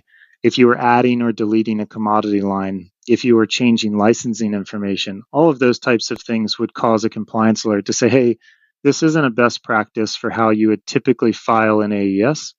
Please make those corrections before you file your next filing, your next EEI filing. I had mentioned earlier also the compliance alert for the state of origin and USPPI state mismatch. That's another one where we're kind of slapping you. We're going to let the shipment go through, but we're also going to slap your wrist a little and say, hey, make sure you review what the definitions are here and make sure you're providing the correct information. We do account for, so I know in some situations there was, I think if I remember, about 12% of the audience was freight forwarders. In some cases, you simply don't have the information that you need until after the shipment goes, right? So if you are a freight forwarder and your USPPI comes to you after the date of export and they say, hey, we forgot we needed to add this commodity line, or hey, this commodity actually didn't make it onto the vessel, so we need to remove the commodity from that. We understand that those situations happen, and so that's why we have that last bullet there, just account for all your compliance alerts. So if that situation does happen, save those emails, save those interactions that prove, why that update was made after the date of export. So next is a warning message. So warning messages are fairly simple. There's only two types as far as I'm aware of. The first and most important probably is the one that we highlight here. And that's for shipments that are sold en route. And so sometimes you have shipments that, you don't know who the ultimate consignee is at the time of export. These are typically for perishable goods or, grain shipments that you need to get them on the way to the country of destination, but you might still be looking for a buyer, or, the buyer might change hands a few times before you ultimately know. In those cases, we allow a radio button in the user interface that just says the shipment is being sold en route, which alleviates you from filling in most of the information for the US or for the ultimate consignee. Now, I told you earlier, I'd show you an example. This is what Appendix A would look like. So if you received this 341 ultimate consignee must report within 4 days, and you went to Appendix A, this is the narrative and the text, the language that would be provided to you to give you a description of what you need to do next. And so again, verify messages are typically for sold en route shipments. The other one is for partnership government agencies. There's certain warning messages that come from those. In this case, for ultimate consignees not known at the time of export, and your shipment needs to be corrected within 4 days, or we'll just continue to nag at you until you make that corrected. All right, so Noel had gone through the verify message example with you all. I would say that this is probably the most common type of message that comes back from AES. In this example, on the left-hand side in that screen grab, you can see that Schedule B number that we have listed there, I believe, is for bricks. And what the system is saying once it hit AES and it did the ratio validation, it's saying, hey, this ratio for the value divided by the shipping weight looks a little bit out of range to us. And that's because we're saying that the value is $25,000, but we're only shipping 10 kilograms. So we're saying it's $2,500 per kilogram for bricks. Now, most likely it's probably just a fat finger, and maybe that's that value is wrong or the weight was wrong. But it could be very special bricks. It could be something, from a salvaged historical building that does have value. And so we can't absolutely say that it's wrong, but we're asking you to verify it. And once you've made that verification, then you're all good to go. And so In this one, we just say, please review the data thoroughly. If it's correct, then no further action is necessary. If it's not, then we're just asking you to make the correction and retransmit it. If it is correct and the value is high, then expect a call from Noel or somebody on her team to verify that that information is correct. And so the last type of message or response message that you would receive back from AES is called an informational message. Again, like we talked about with Appendix F, these are more specific to licensable shipments. The best examples that we have are probably for State Department and Bureau of Industry and Security. The example that you see on the screen here is specific to a State Department license. And what is happening here is we're identifying the license number. And then once it hit AES decremented the value that was going against the license and then reporting back to the user for their information's sake what the remaining value is on that license. In our case, it's showing here as being still, in the positives by 7 million or so.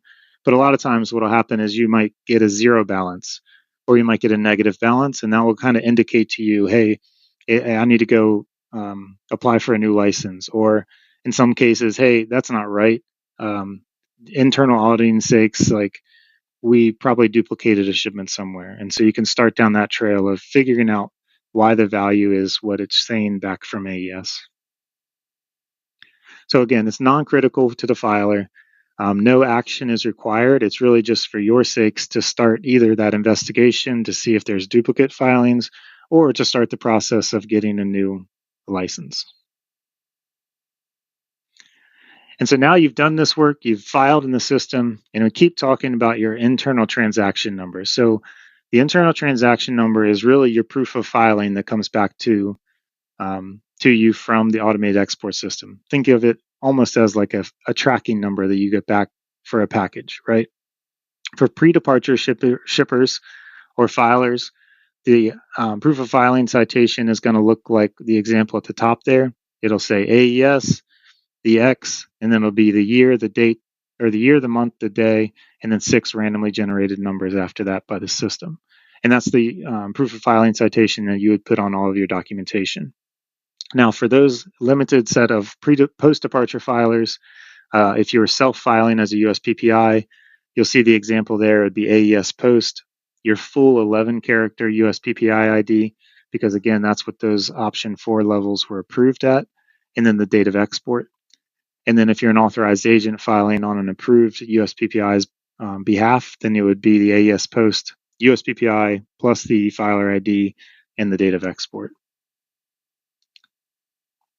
Now, we all know, and we've had examples earlier even today, systems break, especially with technology, things happen. And so we do allow for that with something that we call the AES downtime policy.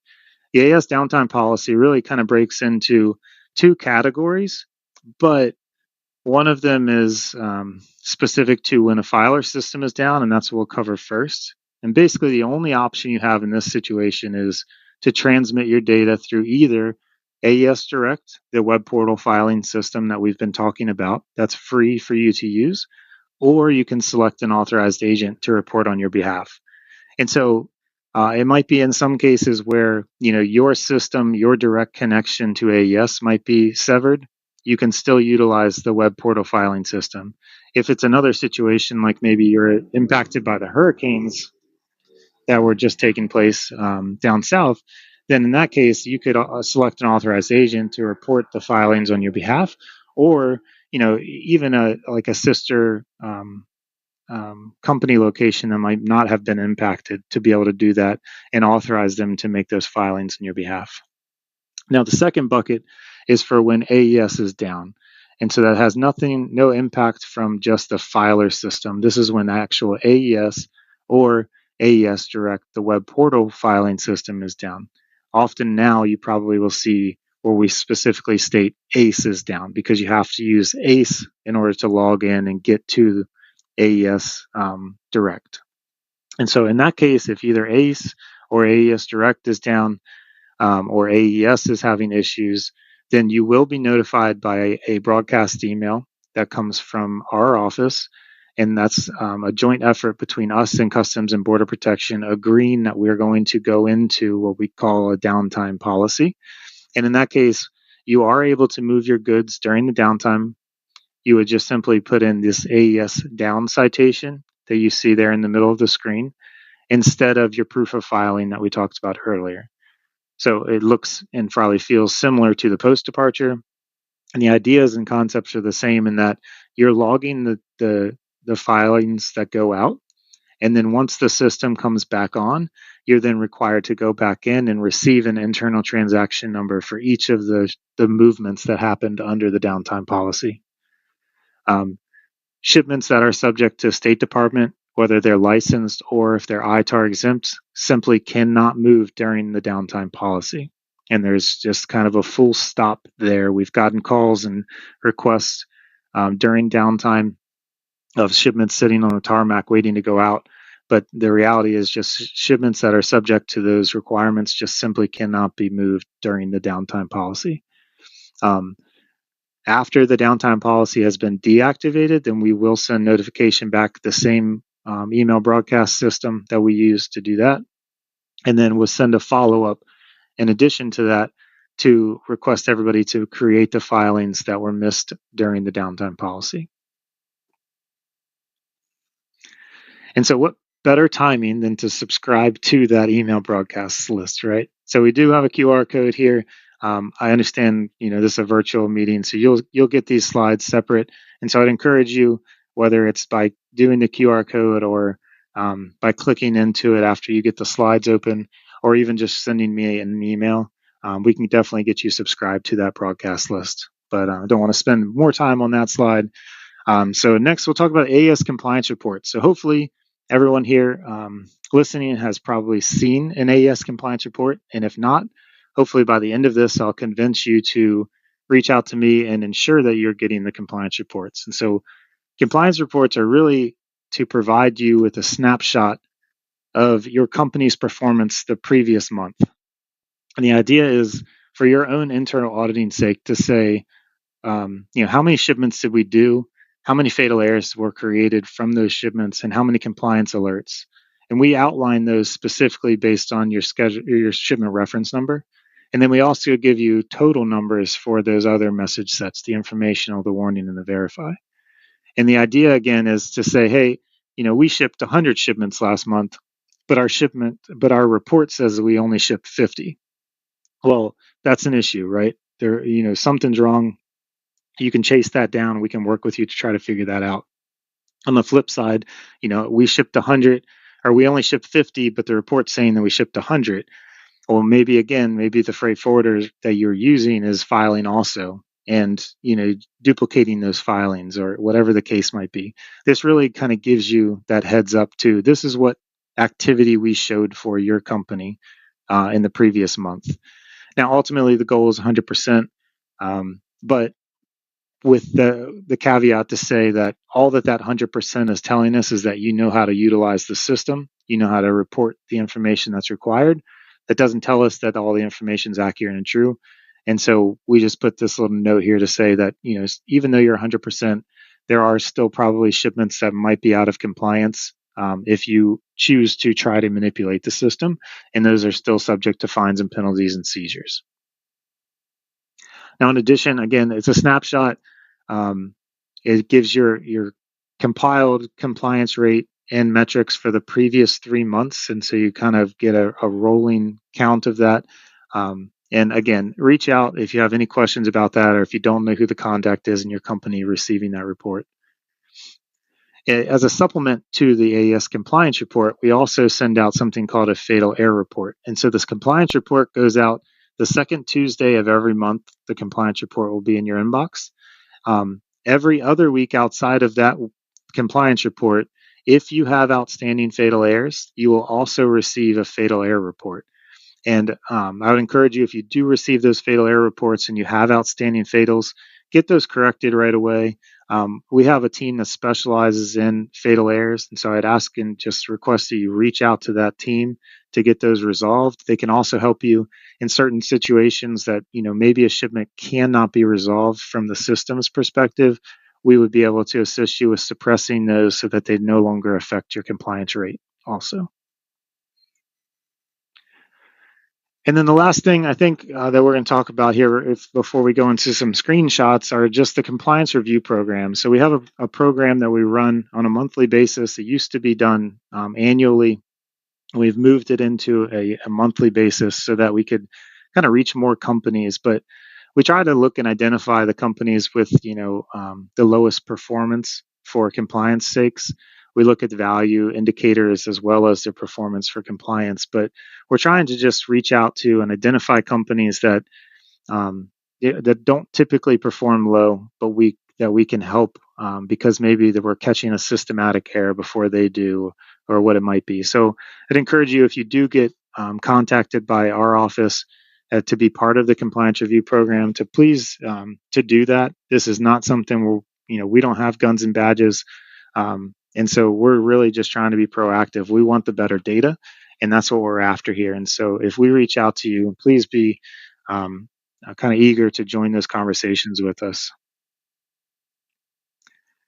Okay, here we go. So want to learn more? This is our contact information. You're welcome to send an email to that email address there, and you could put it to my attention. Again, my name is Stephen Jackson. You won't see my information in the bios. You'll see another person from our office, unfortunately.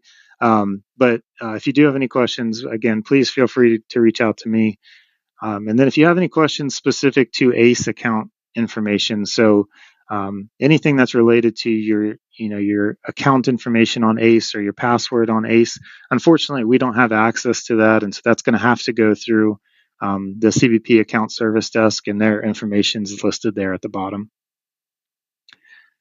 And so that is it for the presentation. I know I have a few minutes, and we're supposed to be going through a live simulation of the AES Direct web page.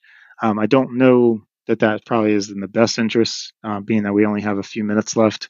But I do want to just kind of show the screen grabs here and talk through some of the benefits, especially for those of you on the call that maybe are managing users that are doing filings in the system. This is what the online web portal system would look like.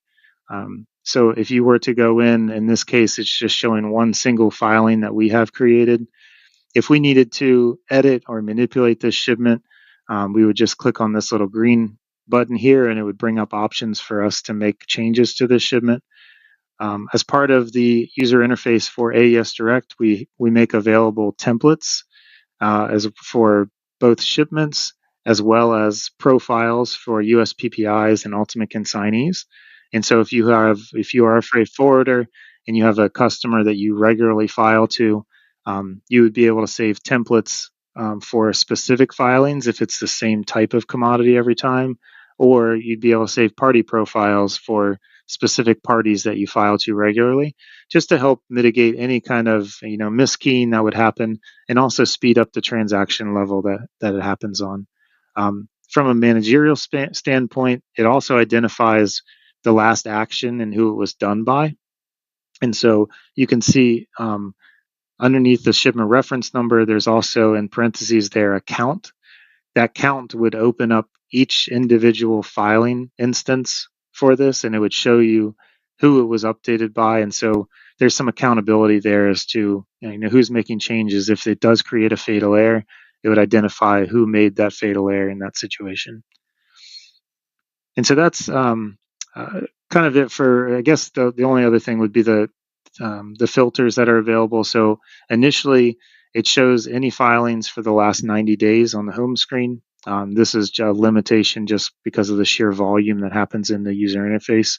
But there's options here on the upper left-hand corner there for filters, where you would select increments of 90 days. You can go through the calendar, or you can limit it down by US PPIs or ultimate consignees or whatever those filter options might be for you. Those are some of the highlights. I think we talked about a lot of those. This is we break the shipment down into four steps. The first being shipment information, and what we're looking for here is kind of how's it leaving, where is it leaving, if it's going on a vessel, where is it going to, what's the date, and different details about that. Just to highlight a couple things, if I were to have the live demonstration available and up, I would show you the dynamic aspect of the website. For instance, if I were to click on the port of export code box that is there, I'd be able to start typing in my port, and it would provide me a drop down of all the ports that begin with those letters or those numbers. So it just kind of helps you identify, again, back to the whole, is this a valid port or not? Dynamic also in the sense, if I select the mode of transportation as being vessel, it would then require the port of unlading. However, if I select it as being air, the port of unlading would then be grayed out. And so different aspects of that, the website tries to be proactive and have some upfront edits that help mitigate any of the issues with AES. I know Jessica had mentioned earlier when you're doing split shipments. So just to highlight, kind of in the lower left here, there's the box there that says original ITN, and that's where you would put that original ITN for those split shipments, and that would create the link in AES when the CBP officer is looking at it for the ITNs to be associated to one another. And next would be the parties tab. So specifically, this one outlines the US PPI information. Again, pretty straightforward here, but there's little aspects of the website as being dynamic. We really built it to go from left to right. So you would start with the ID number type, move to the ID number, then the company name. And because of that flow in the website, we're able to auto-populate additional fields as we trickle down through the data. This would be the Ultimate Consignee tab. This is where we had seen earlier the sold en route indicator there in the upper left-hand corner as a radio button. Again, pay attention also to the indicators next to the name of the data element. You'll see asterisks for those that are required. You'll see blue diamonds for those that are conditional, and then nothing on those that are optional data elements. In addition to that, there's little eyes with the icons where those would provide you the definitions and helpful information once you hover over those eyes. And then lastly here, or not lastly, sorry, this the step 3, the commodity information tab. We had talked earlier about the Schedule B search engine. We do provide a link here in the middle of the page. If you don't know your Schedule B number, you can go directly to the Schedule B search engine. If you were utilizing licensable products like we had talked about with Appendix F, this is where you would indicate that down on the bottom of this, that license type code, license exemption code. And based on that selection, then other data fields would also drop down. Used vehicles is another good example that maybe some of you, would be exporting those used vehicles based on the Schedule B number that's populated here in the top middle. Then if it is a used vehicle Schedule B number, then additional data elements would then be populated at the bottom of this screen, requiring you to provide the VIN or PIN number, as well as the title information for that vehicle. And then the last step here before we would submit it would be the transportation information. This is where we showed the example of the fatal error earlier. This is just asking for the SCAC or IATA codes, conveyance information, and then for vessel shipments, to transfer your house bill of lading number or transportation reference number, and then an airway bill number if it's an air travel shipment. And so that goes through all of the different screenshots. I will open it. I think we have 2 minutes. We got back on schedule, if I'm not mistaken. And so I'll open it to questions if there are any questions. And if not, I'll certainly try to go through. I'm sorry that we didn't have anybody else on the chat with me today, but I'll go through the chat and try to get those questions answered if there's any there also.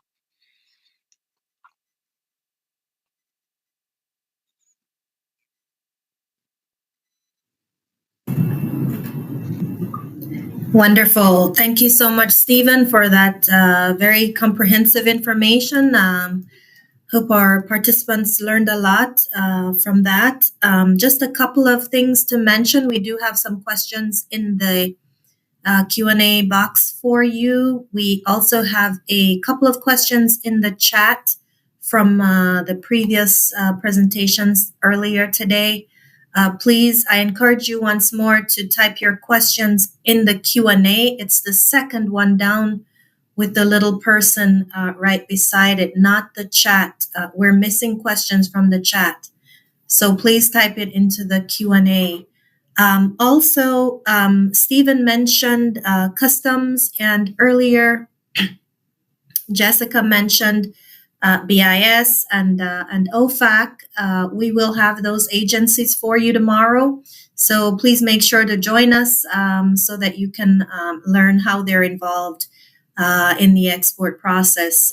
And speaking of acronyms, which I just said, our South Florida co-chair Jim Anzalone, who you heard from this morning, was kind enough to make a list of those acronyms, the most common ones at least, and I've loaded them into the file section of your screen, so you can access that from the files, just in case you don't know what some of these acronyms mean.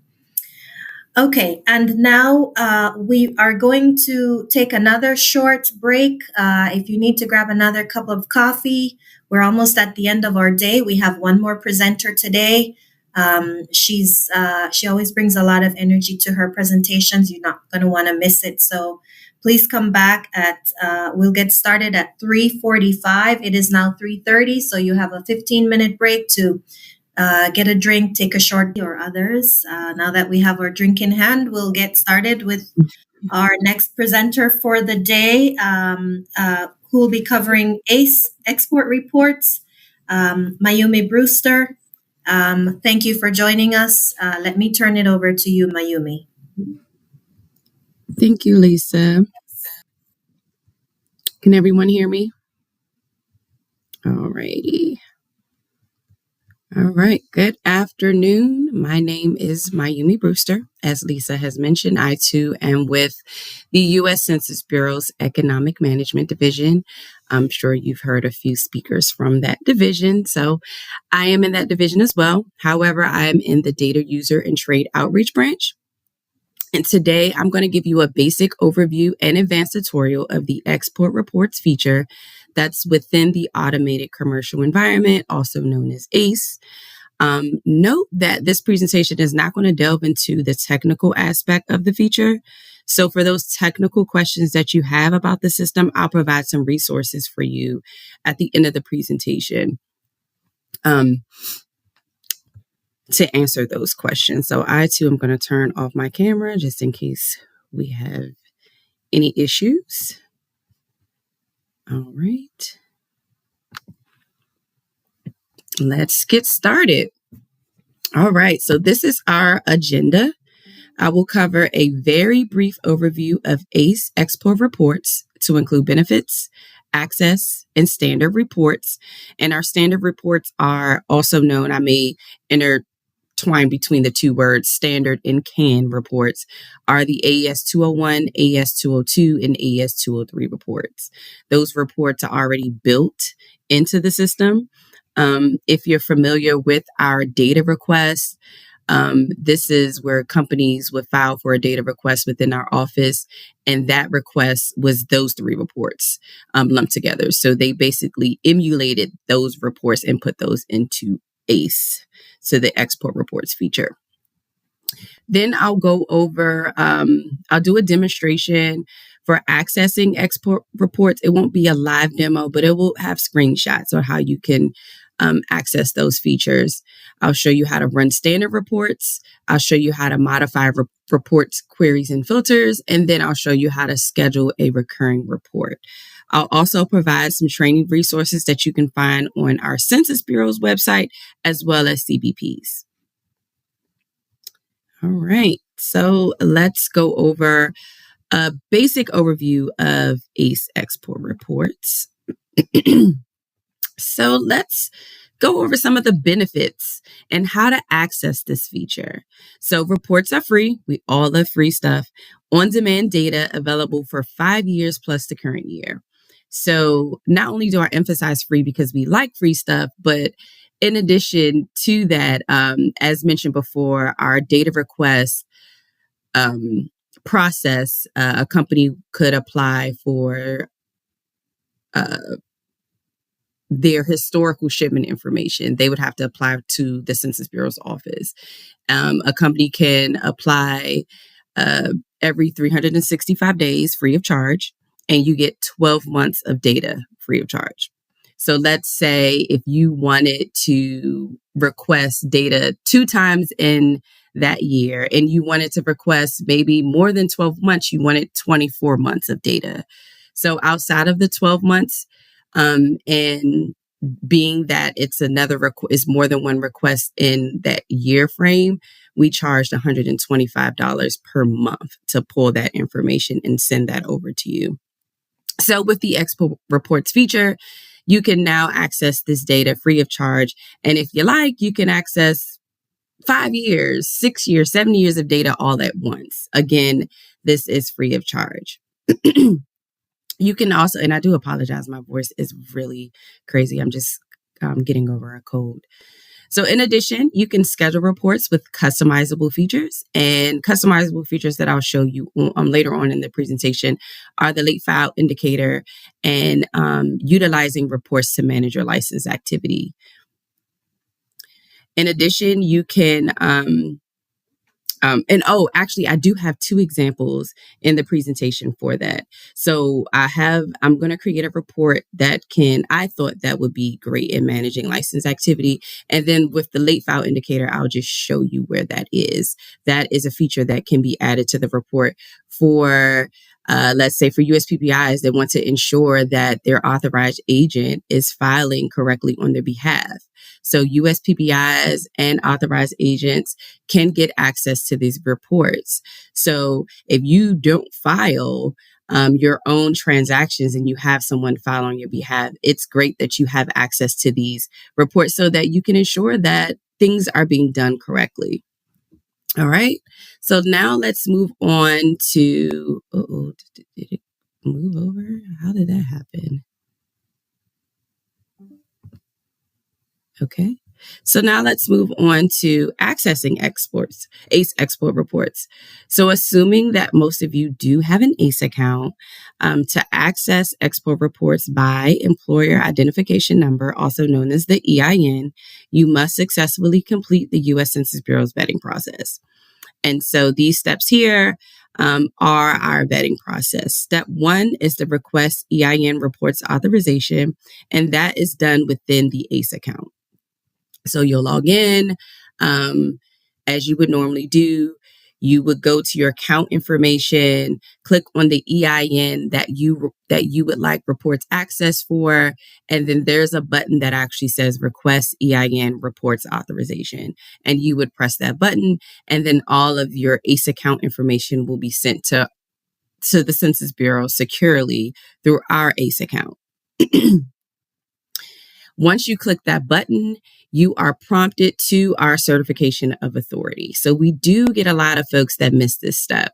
I don't know if it's because the prompt, they're just assuming, okay, I pressed the button, cool, okay, boom, I'm done. No, actually, you have to complete step 2. Step 2, once the prompt comes up, it'll take you to our form. You will complete that certification of authority. Ensure that you have included your company letterhead. It is signed by our company official, and that it has our privacy statement and all of that intact. Oftentimes we'll get the COA with no official company letterhead. It may not be signed. Let's say a company has 10 or 15 subsidiaries, so they will send a COA for each company. It does not have to be that way. You can submit one COA form, and there's a portion at the bottom if you have additional companies, associated companies, that is, that you would like to get access to. You can list those at the bottom on that same COA form. Again, access is provided per employer identification number per EIN. So if you apply for one account and you're only going to get access for that one EIN, you have to put in all the companies that you want access to. So all of that will go on that COA form.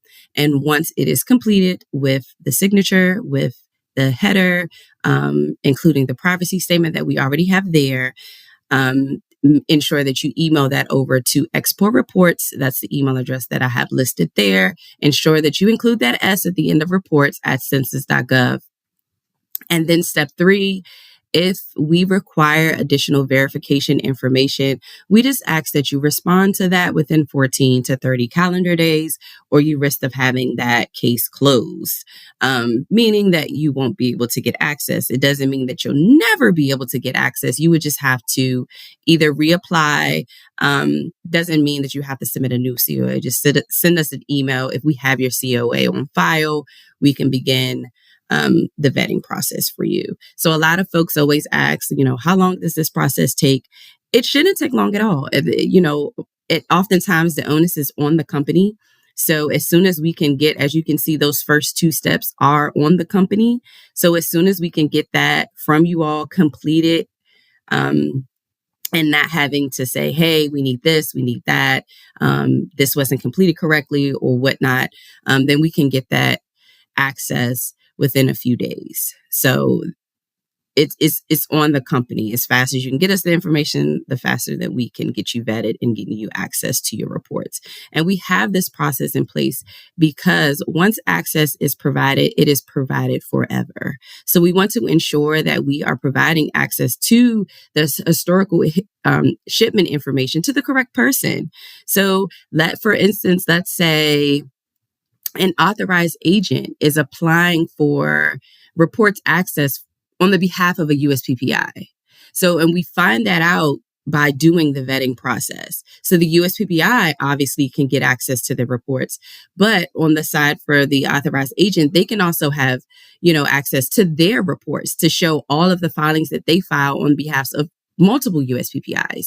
So there's 2 different type of viewage, should I say, for these reports. So that's why we want to ensure that, hey, the USPPI is getting access to theirs because they need to check up on those authorized agents and freight forwarders to ensure that those filings are done correctly on their behalf. And then authorized agents, too, can also view those reports because in a lot of cases, they are the filers. So we want to ensure they can see that information as well. All right, let's move on to the next slide. There we go.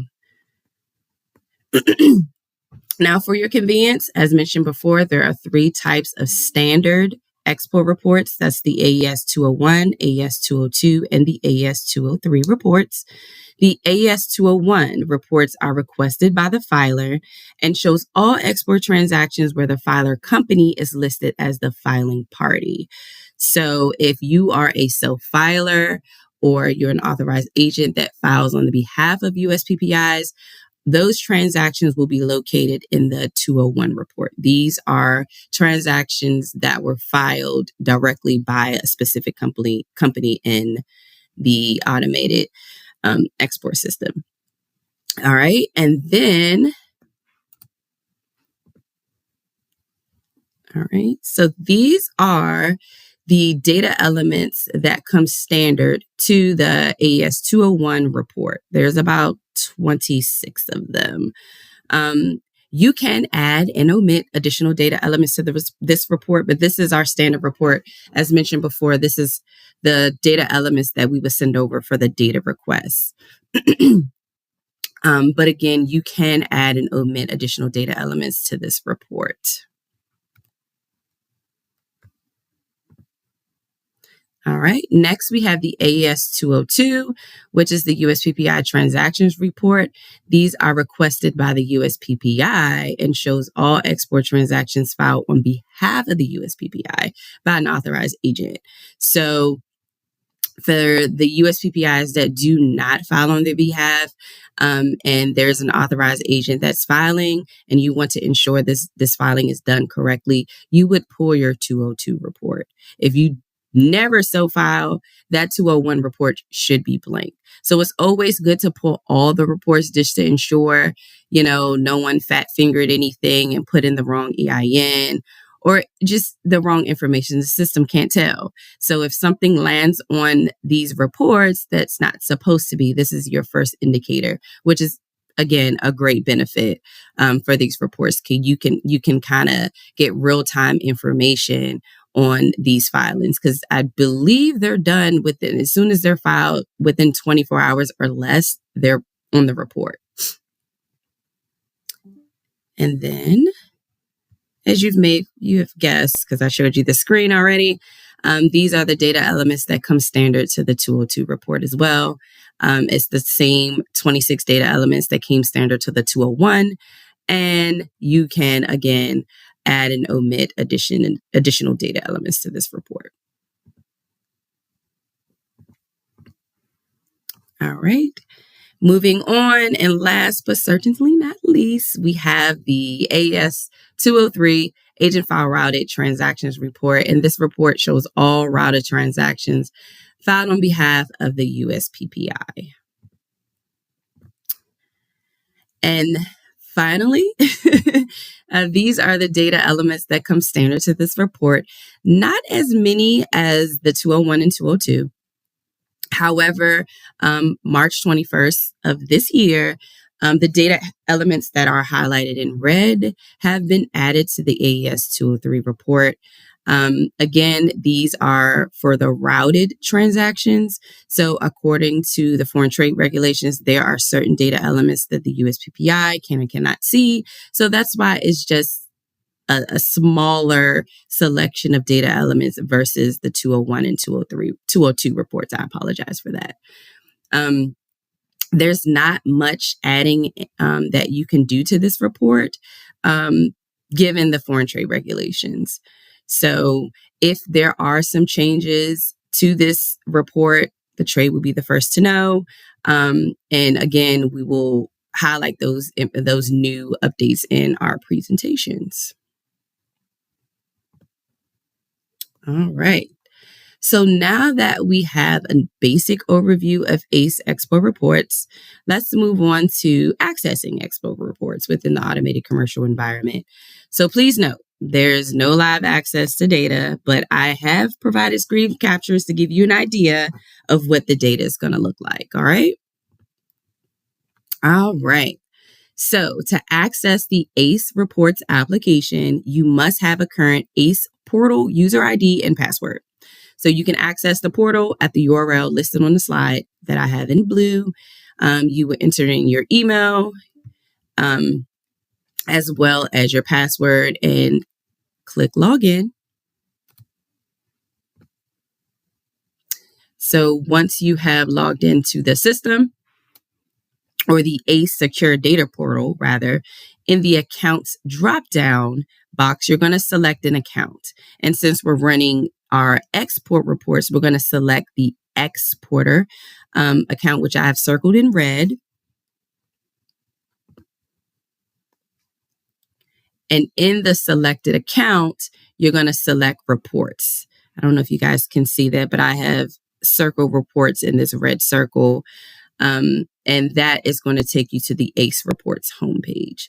So also I can point out on this same page, so once you have logged in, and this is your account information, as you can see, I blurred out account name and so forth. This is also the page that you would click on the Request EIN Authorization button. So that button should be located on this page. It's not here because this particular account already have access. So if access is there, the button is supposed to disappear. But I have been seeing in some cases where the button is still there, and when certain people are in the account, they are repressing the button, which is also turning off the export reports feature for some folks. So if you see that is happening to you and you've already been through the vetting process, just shoot us an email at the export reports inbox email address that I provided earlier, and you all will get a copy of this presentation too to refer back to. And just let us know, like, hey, we've lost access, we've been vetted. We have all of our historical documentation for vetting that we have done since day one. So if you have been vetted and been given access, we'll be able to locate that account and be able to click on your access within minutes.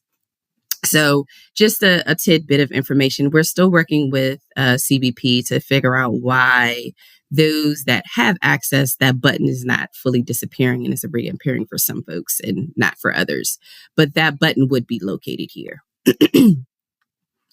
So moving back on to reports, to access the reports, we're going to click on reports that I've indicated with that big red circle on the screen.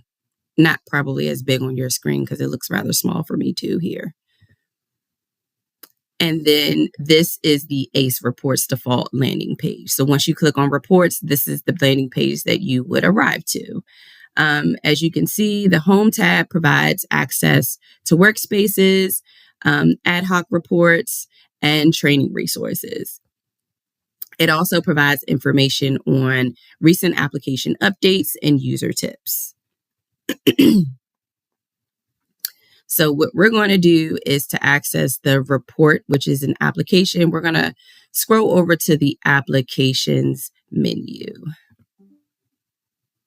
And as you can see, I've indicated applications in that red circle. And then the application that we're going to choose is the Web Intelligence application. And for the first example, what I'm going to do is I'm going to run an ad hoc report. And an ad hoc report is a report that you would basically create from scratch. It's not the AS 201, 202, or 203 reports, because those were already created for you, which is why we call them the standard or canned reports, where the data elements were already added in. Those 26 data elements that I showed you for the 201 and 202 are already, all of that is built for you. Even for the 203, those data elements that I showed you, all of that information is selected for you. So all you need to do is double click on that name of the report to run that. Now, if you're a little bit more advanced and you want to build your report from scratch, this is how you would do that. Click on applications. We're going to click on Web Intelligence. Then we're going to select our universe. The universe is what is connected to the data source. So you're basically connecting your universe, like what data do I want pulled? Do I want import data pulled? Do I want export data pulled? In this case, the Census Bureau, we provide access to the export reports only. We do get that question a lot too. So we are the export reports subject matter experts. That was a mouthful. And for the import side, that is exclusively handled by CBP. However, there are a lot of the same tools that you use on the export side that you can utilize on the import side. And I'll ensure that I'll point those out as I go through the presentation. All right, so we're going to select our universe and click OK. And so then we're going to select the trade export universe. Again, the export universe, because we're pulling our export reports. So you can double click or select the trade export and click OK. The trade export universe is a trade specific universe designed to allow USPPIs and filers to retrieve the EEI filings for exports in the AES. All right. So once we double click on trade export, the query panel will appear. And if you can see, there's a lot of different things going on in our query panel. You see the results object pane. This is where those data elements that I showed you earlier, that's where they'll be located. So if this was a report that was already built for you, in that results object pane, all of those data elements will be there. So basically, the screen capture that I showed you earlier with those 26 data elements that came standard to the 201, 202, and 203 reports, I just simply took a screen capture of the results object pane from the query panel, pulling up those reports. And so in that same report, if I wanted to add and omit additional data elements to the report, I can do so in that results object pane. All right. So that's simply what you would do here. You would just add in those data elements to the results object pane. And if you want to add additional filters to that, you can do that as well. But I'll show you an example of that later on with our managing license activity report. So let's go back to our launch pad. And our launch pad, we can get back to it. I've indicated with this red arrow and this red circle. It looks like a house. So we're going to go back home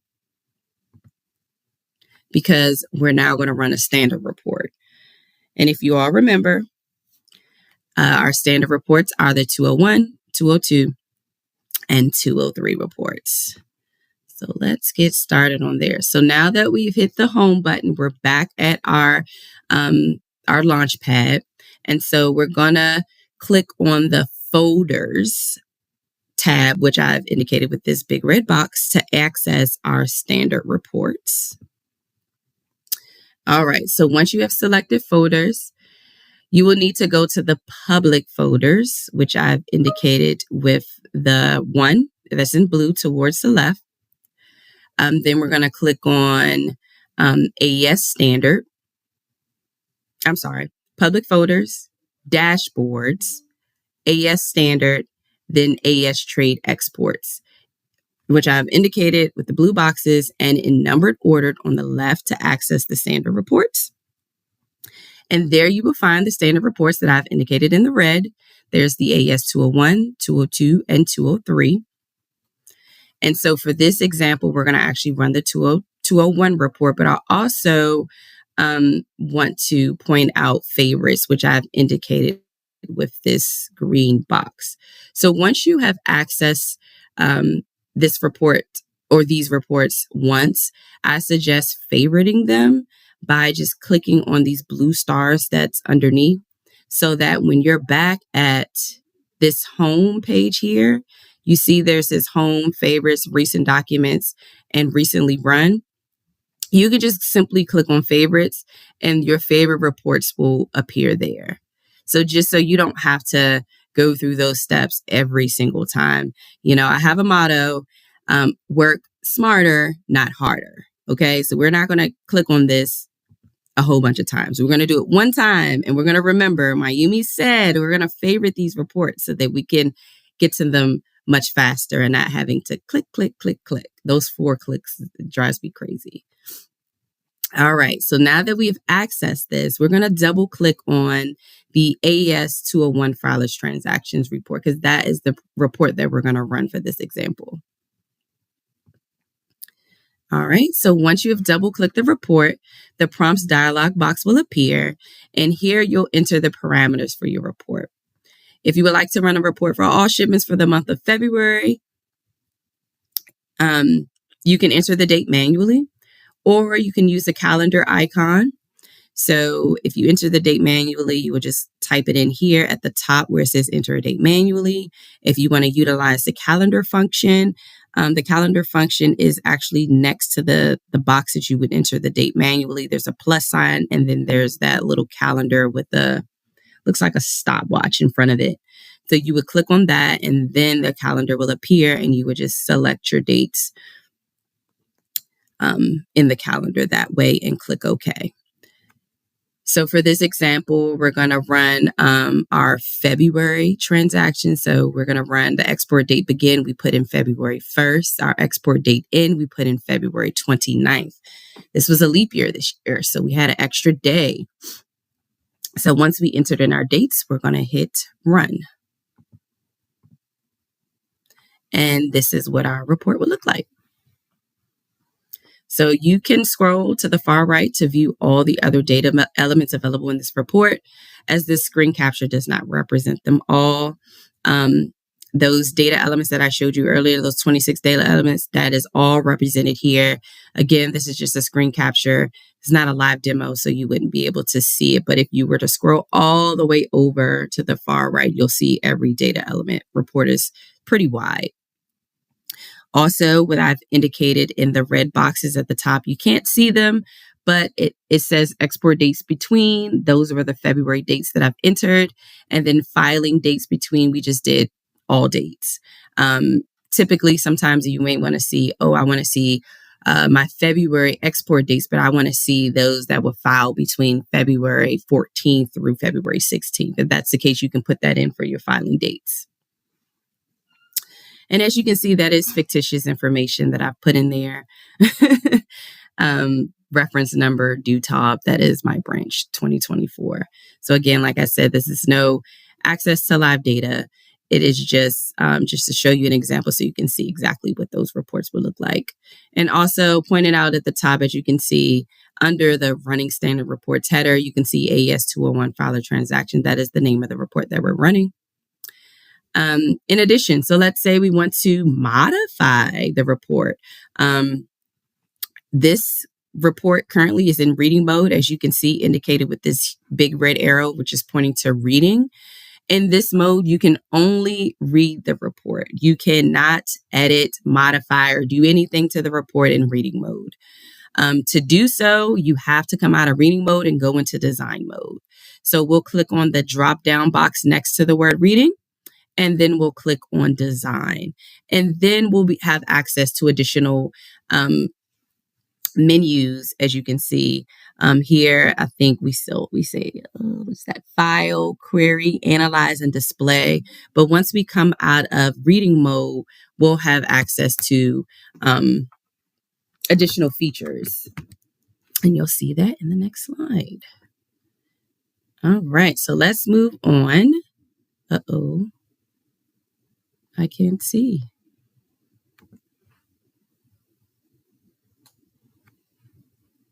My screen is now blank.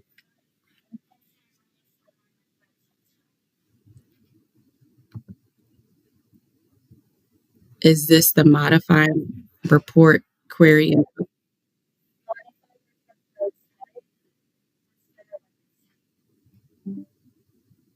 Okay, so I think it's doing the same thing it did with Noel. I can't see it at all. So I'm just gonna, okay, I think I have okay. All right, so I think I can talk through it. So this is the modifying report queries and filters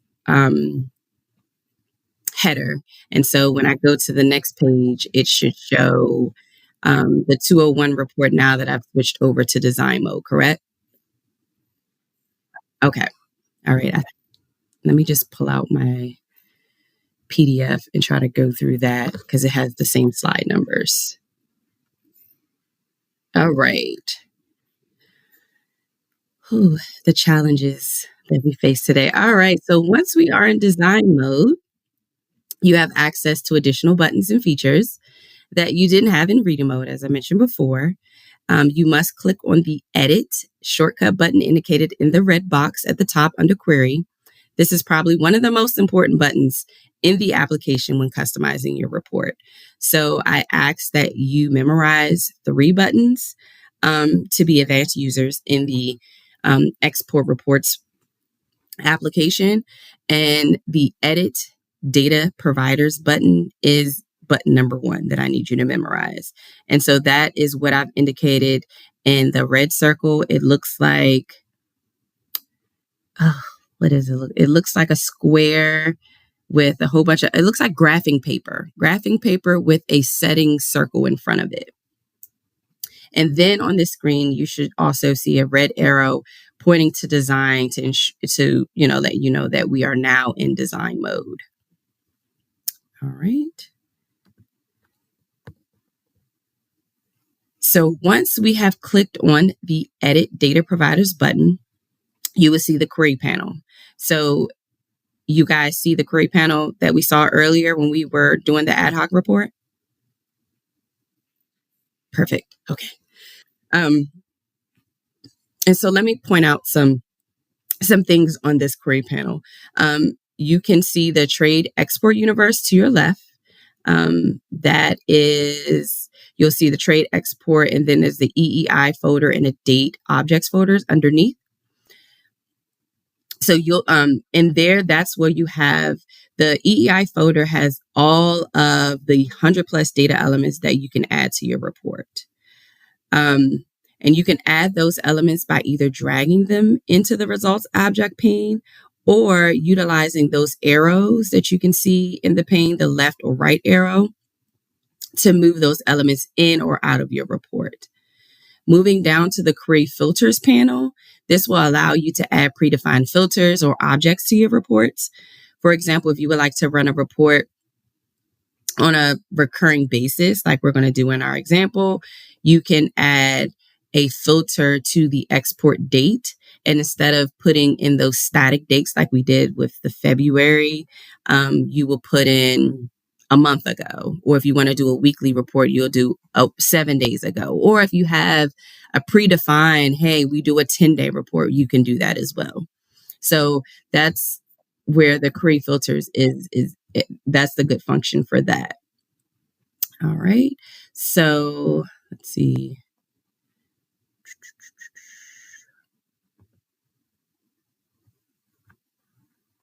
This slide still the modifying?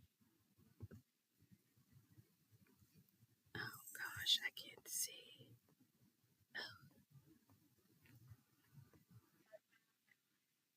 It is still on the Create panel. Does it still have the Create panel up?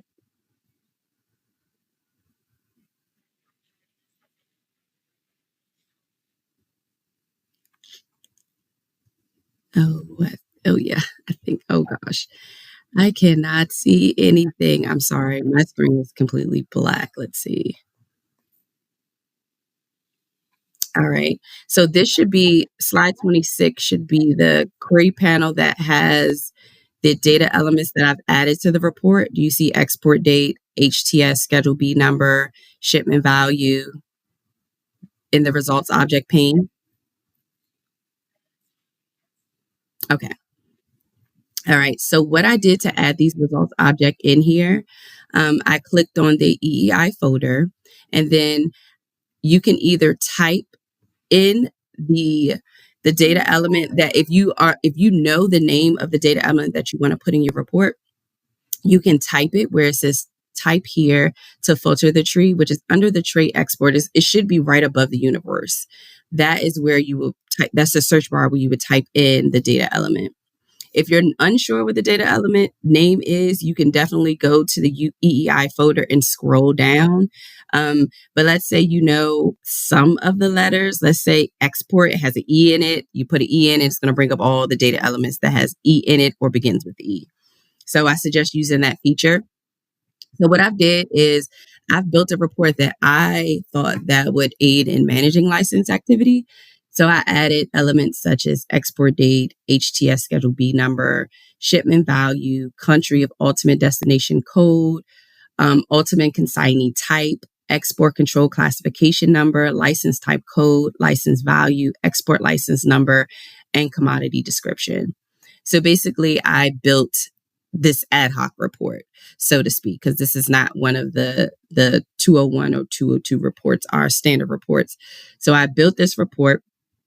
And then what I want to do is I want to run this report on a weekly basis. So I didn't put any dates to run this report because it's an ad hoc. So I want to add a filter to the export date. I want this report to run on a weekly basis. So I'm going to put in filters for 7 days ago to today, so for the export date, so that when the system runs the report each time, it'll run on current system date and time for 7 days ago. So if you do not add those filters in, and let's say you put in static dates such as February, March, April, or May, you would have to go into the system each time the report is run because it's going to run those same dates every single time. So if you were to schedule this report and you say, okay, I'm running me a monthly report, boom, I put in February 1st through February 29th. I schedule my report to run on a recurring basis. It's going to come to my inbox. It comes to your inbox, and every month, I guarantee you'll get February 1st through February 29th data. So you either have to go in and change out those static dates every month. So we'll change it to March 1st through the 31st or whatever. You have to go in and do that. But again, we're working smarter and not harder. So we're going to enter in filters instead of putting in static dates. I hope that makes sense because I can't see. Okay. Can someone tell me what this screen looks like?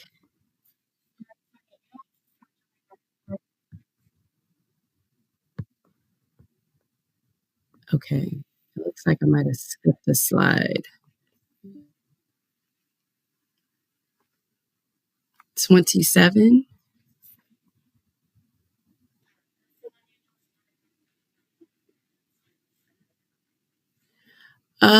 Okay. I explained the wrong slide. All right. So this is 26. So this was the data elements that I was talking about. I added to the report. So once I added it to the report, I hit run.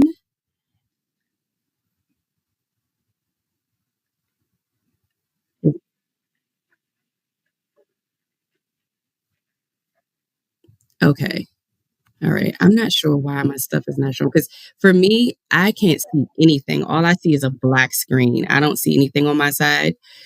So, and I'm not sure why 26 didn't show up. So 27, that is actually me running that report. So the data elements that I explained before, export date, HTS, shipment value, those are the data elements that I added to this report.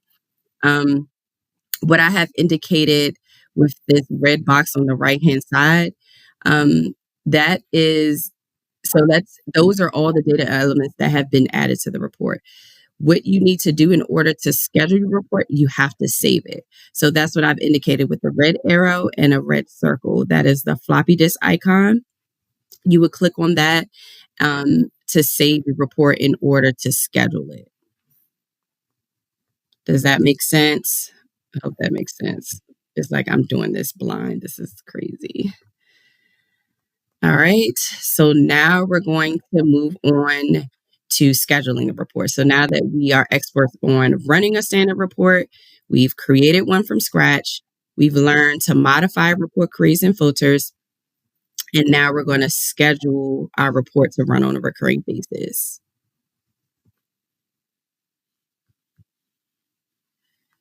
So once we have clicked save or save as, the save as dialog box will appear. Do you see the save document dialog box on the screen?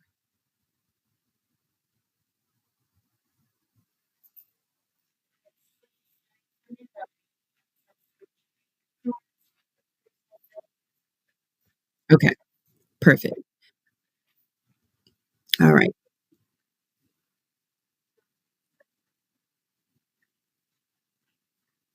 Oh, okay. Awesome. All right. So once you click on Save As, the Save As window will appear, which you'll see here on the screen. You must choose a folder to save your reports in to schedule it later. I have saved my reports in the personal folder and named it License Activity Weekly Report, which I've indicated with that red box at the bottom. And then we're going to click Save.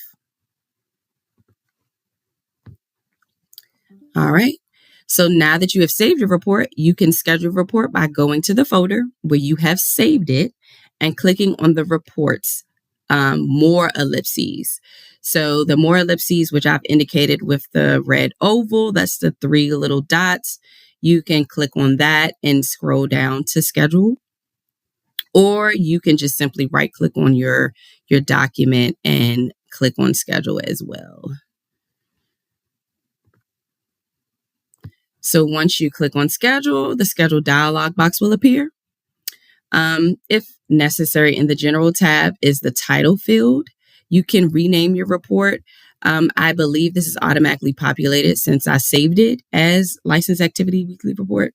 So it should populate in there already since I've just simply clicked on the report to schedule it. So you shouldn't have to put in anything for the title. In the reoccurrence section from the Run the Report drop-down menu, select a reoccurrent option. So how often did you want this report to run? You would select that information in the reoccurrence dialog box.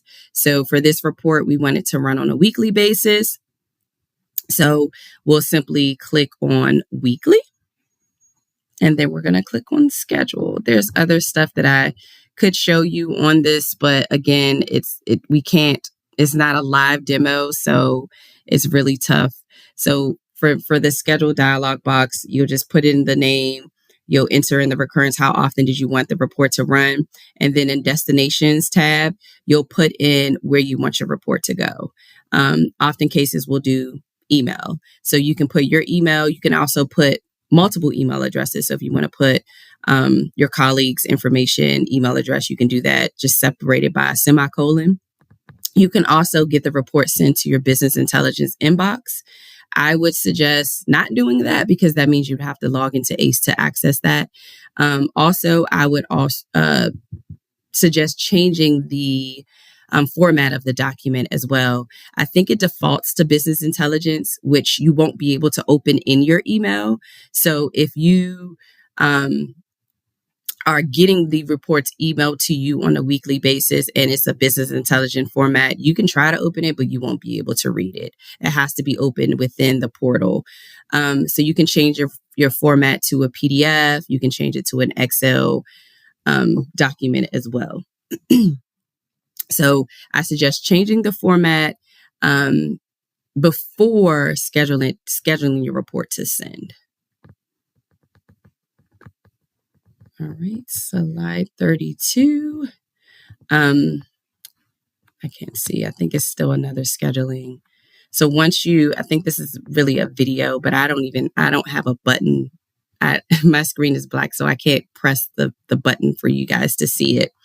So what I'll do is I'll just go to the next screen because it's basically me showing you how to enter your email address, me changing the format of the report, and then clicking on schedule. So once we click on schedule, it'll take us to our schedule history, and you'll see how many reports that you have scheduled within your portal. And it also show who created those reports. You can schedule a report to run for 10 years. I would not suggest that though, just because we don't want the system to be boggled down with all of these reports that people are getting ran and they forget about it. So, if you know this is the report that you utilize very often, by all means, yes. But just go back and check and just ensure that these are reports that you actually need.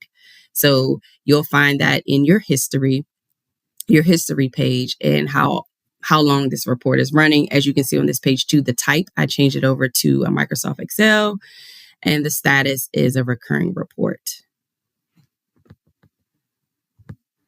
All right. So as promised, let's point you to the right resources available on our Census and as well as Customs website and within your ACE portal. So for more information on training material, you can go to our website at the URL listed on this slide at www.census.gov/foreign-trade. Click on the Export Filing AES tab that I've indicated with the red oval, and then choose ACE Export Reports that I've indicated with the big red arrow. The Data User and Trade Outreach branch is responsible for assisting the trade in obtaining access to the Export Reports feature. So all of that pertinent information to get access is located here. As you can see, we're actually in the process of updating this page. We do realize there have been some updates to the reports portal, mainly getting how to get in to the reports. That was changed. I showed you guys that earlier. So we have an updated one pager, like what's the responsibility of the company and what's the responsibility of Census on getting access. And then we are updating some of this information on this page too. But all of that pertinent export reports information is located there. And then additional resources that you can find on CBP's website that I have indicated with the URL on this slide as well. You can find the ACE Report Data Dictionary. This is what defines and categorizes the 100+ data elements available to the ACE Report users. It includes the import elements as well. Also, when you're in the query panel, when you're adding those data elements to your report, you can mouse over the names of the reports and it can provide you the definition as well.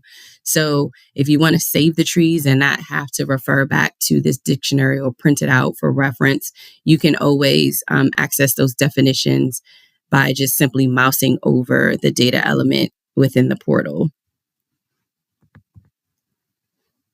And then, I also want to point out on the URL, you'll also find topic-specific videos that was relaunched in January of 2024 by CBP. Some of the videos that, even though they launched it in January, weren't accurate as far as like how to get into reports. So now that change has occurred. So the video that they have to accessing those reports on their page is now current. Just to note that we no longer access reports by getting into Legacy ACE, which we were doing that before, going into Legacy to get into the ACE reports. Now we can access them in Modernized ACE, which is a great change because that, again, was a bunch of buttons that we had to press unnecessarily. And this should be our contact information, the good stuff. So if you need more information on how about our vetting process or export reports access, our outreach activities, events such as these, you can contact the Data Using and Trade Outreach Branch. I'm sure you've heard that number or seen that number a few times today. We are option 5. Or you can contact us at the export reports email box that I've listed there. Ensure you include that S on the back of reports. For technical questions about the ACE, your ACE account and the reports feature, you've gotten locked out. Anything that's technical related, that would be customs. We've provided their contact information as well, number and email. And it has been a pleasure to speak with you all this afternoon. Again, my name is Mayumi Brewster, and I thank you for your time. Is this the questions one, or does this have my contact information? Wow. Thank you so much, Mayumi. We actually made it through all those technical challenges. Thank you so much to all our presenters today and for you, the participants, for sticking with us through it all. I do appreciate your attentiveness and your patience. We do have a couple of questions in the Q&A, Mayumi. I don't know if you want me to read them to you. Sure, I can respond. Okay, thanks. The first question is, how do I know if I already have report access? So again, you can always email us. The Request EIN Reports Authorization button should have disappeared from your account if you have access. However, we are noticing that is not the case. Not sure what the glitches is going on, but if you want to see if you have access, feel free to give us an email at the export reports with an S at census.gov, and then we can check to see if we've already granted you access. We can actually look into your account. Actually, you can actually look into your account as well. If you look into your account, let's see. About that, I wish I can go back to the screen, but I can't see. I think it's slide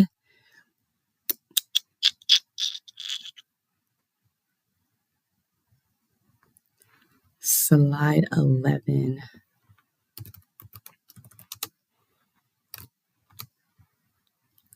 Can you all see slide 11? Yes, I can see the screen. Okay. So if you were to log into your ACE account and you click on your account information, this is the page that will appear. If you click on account status, there it'll show you your authorization for report status. It'll give you a yes or a no. And if you've already pressed the button, it should say pending, which means you're currently going through the vetting process. Great. Okay. Our next question is, for what reason would we want an ACE report, an ACE export report? Many reasons. One, as I mentioned, with the benefits in slide 4.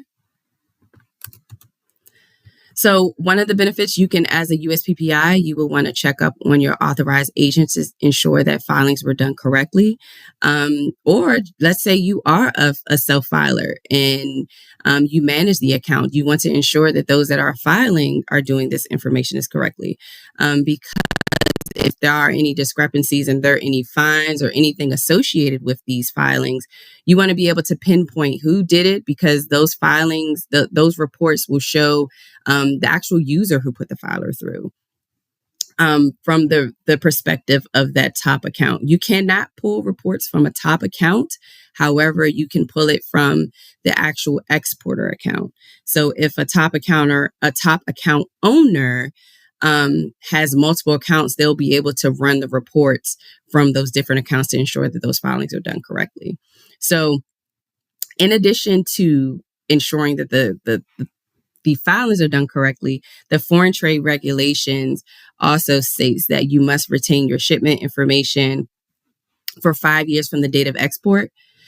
We can't tell you how to maintain that documentation. However, the ACE export reports is a great feature to help you remain in compliant with that foreign trade regulation to maintaining your shipment information. And it's all done within that portal where you're also making filings as well. So there's a lot of benefits for the ACE export reports. In addition, and what I also pointed out earlier, it's free, free of charge. So you have an ACE account, you have access to your historical shipments as well. Just got to get access to the U.S. Census Bureau.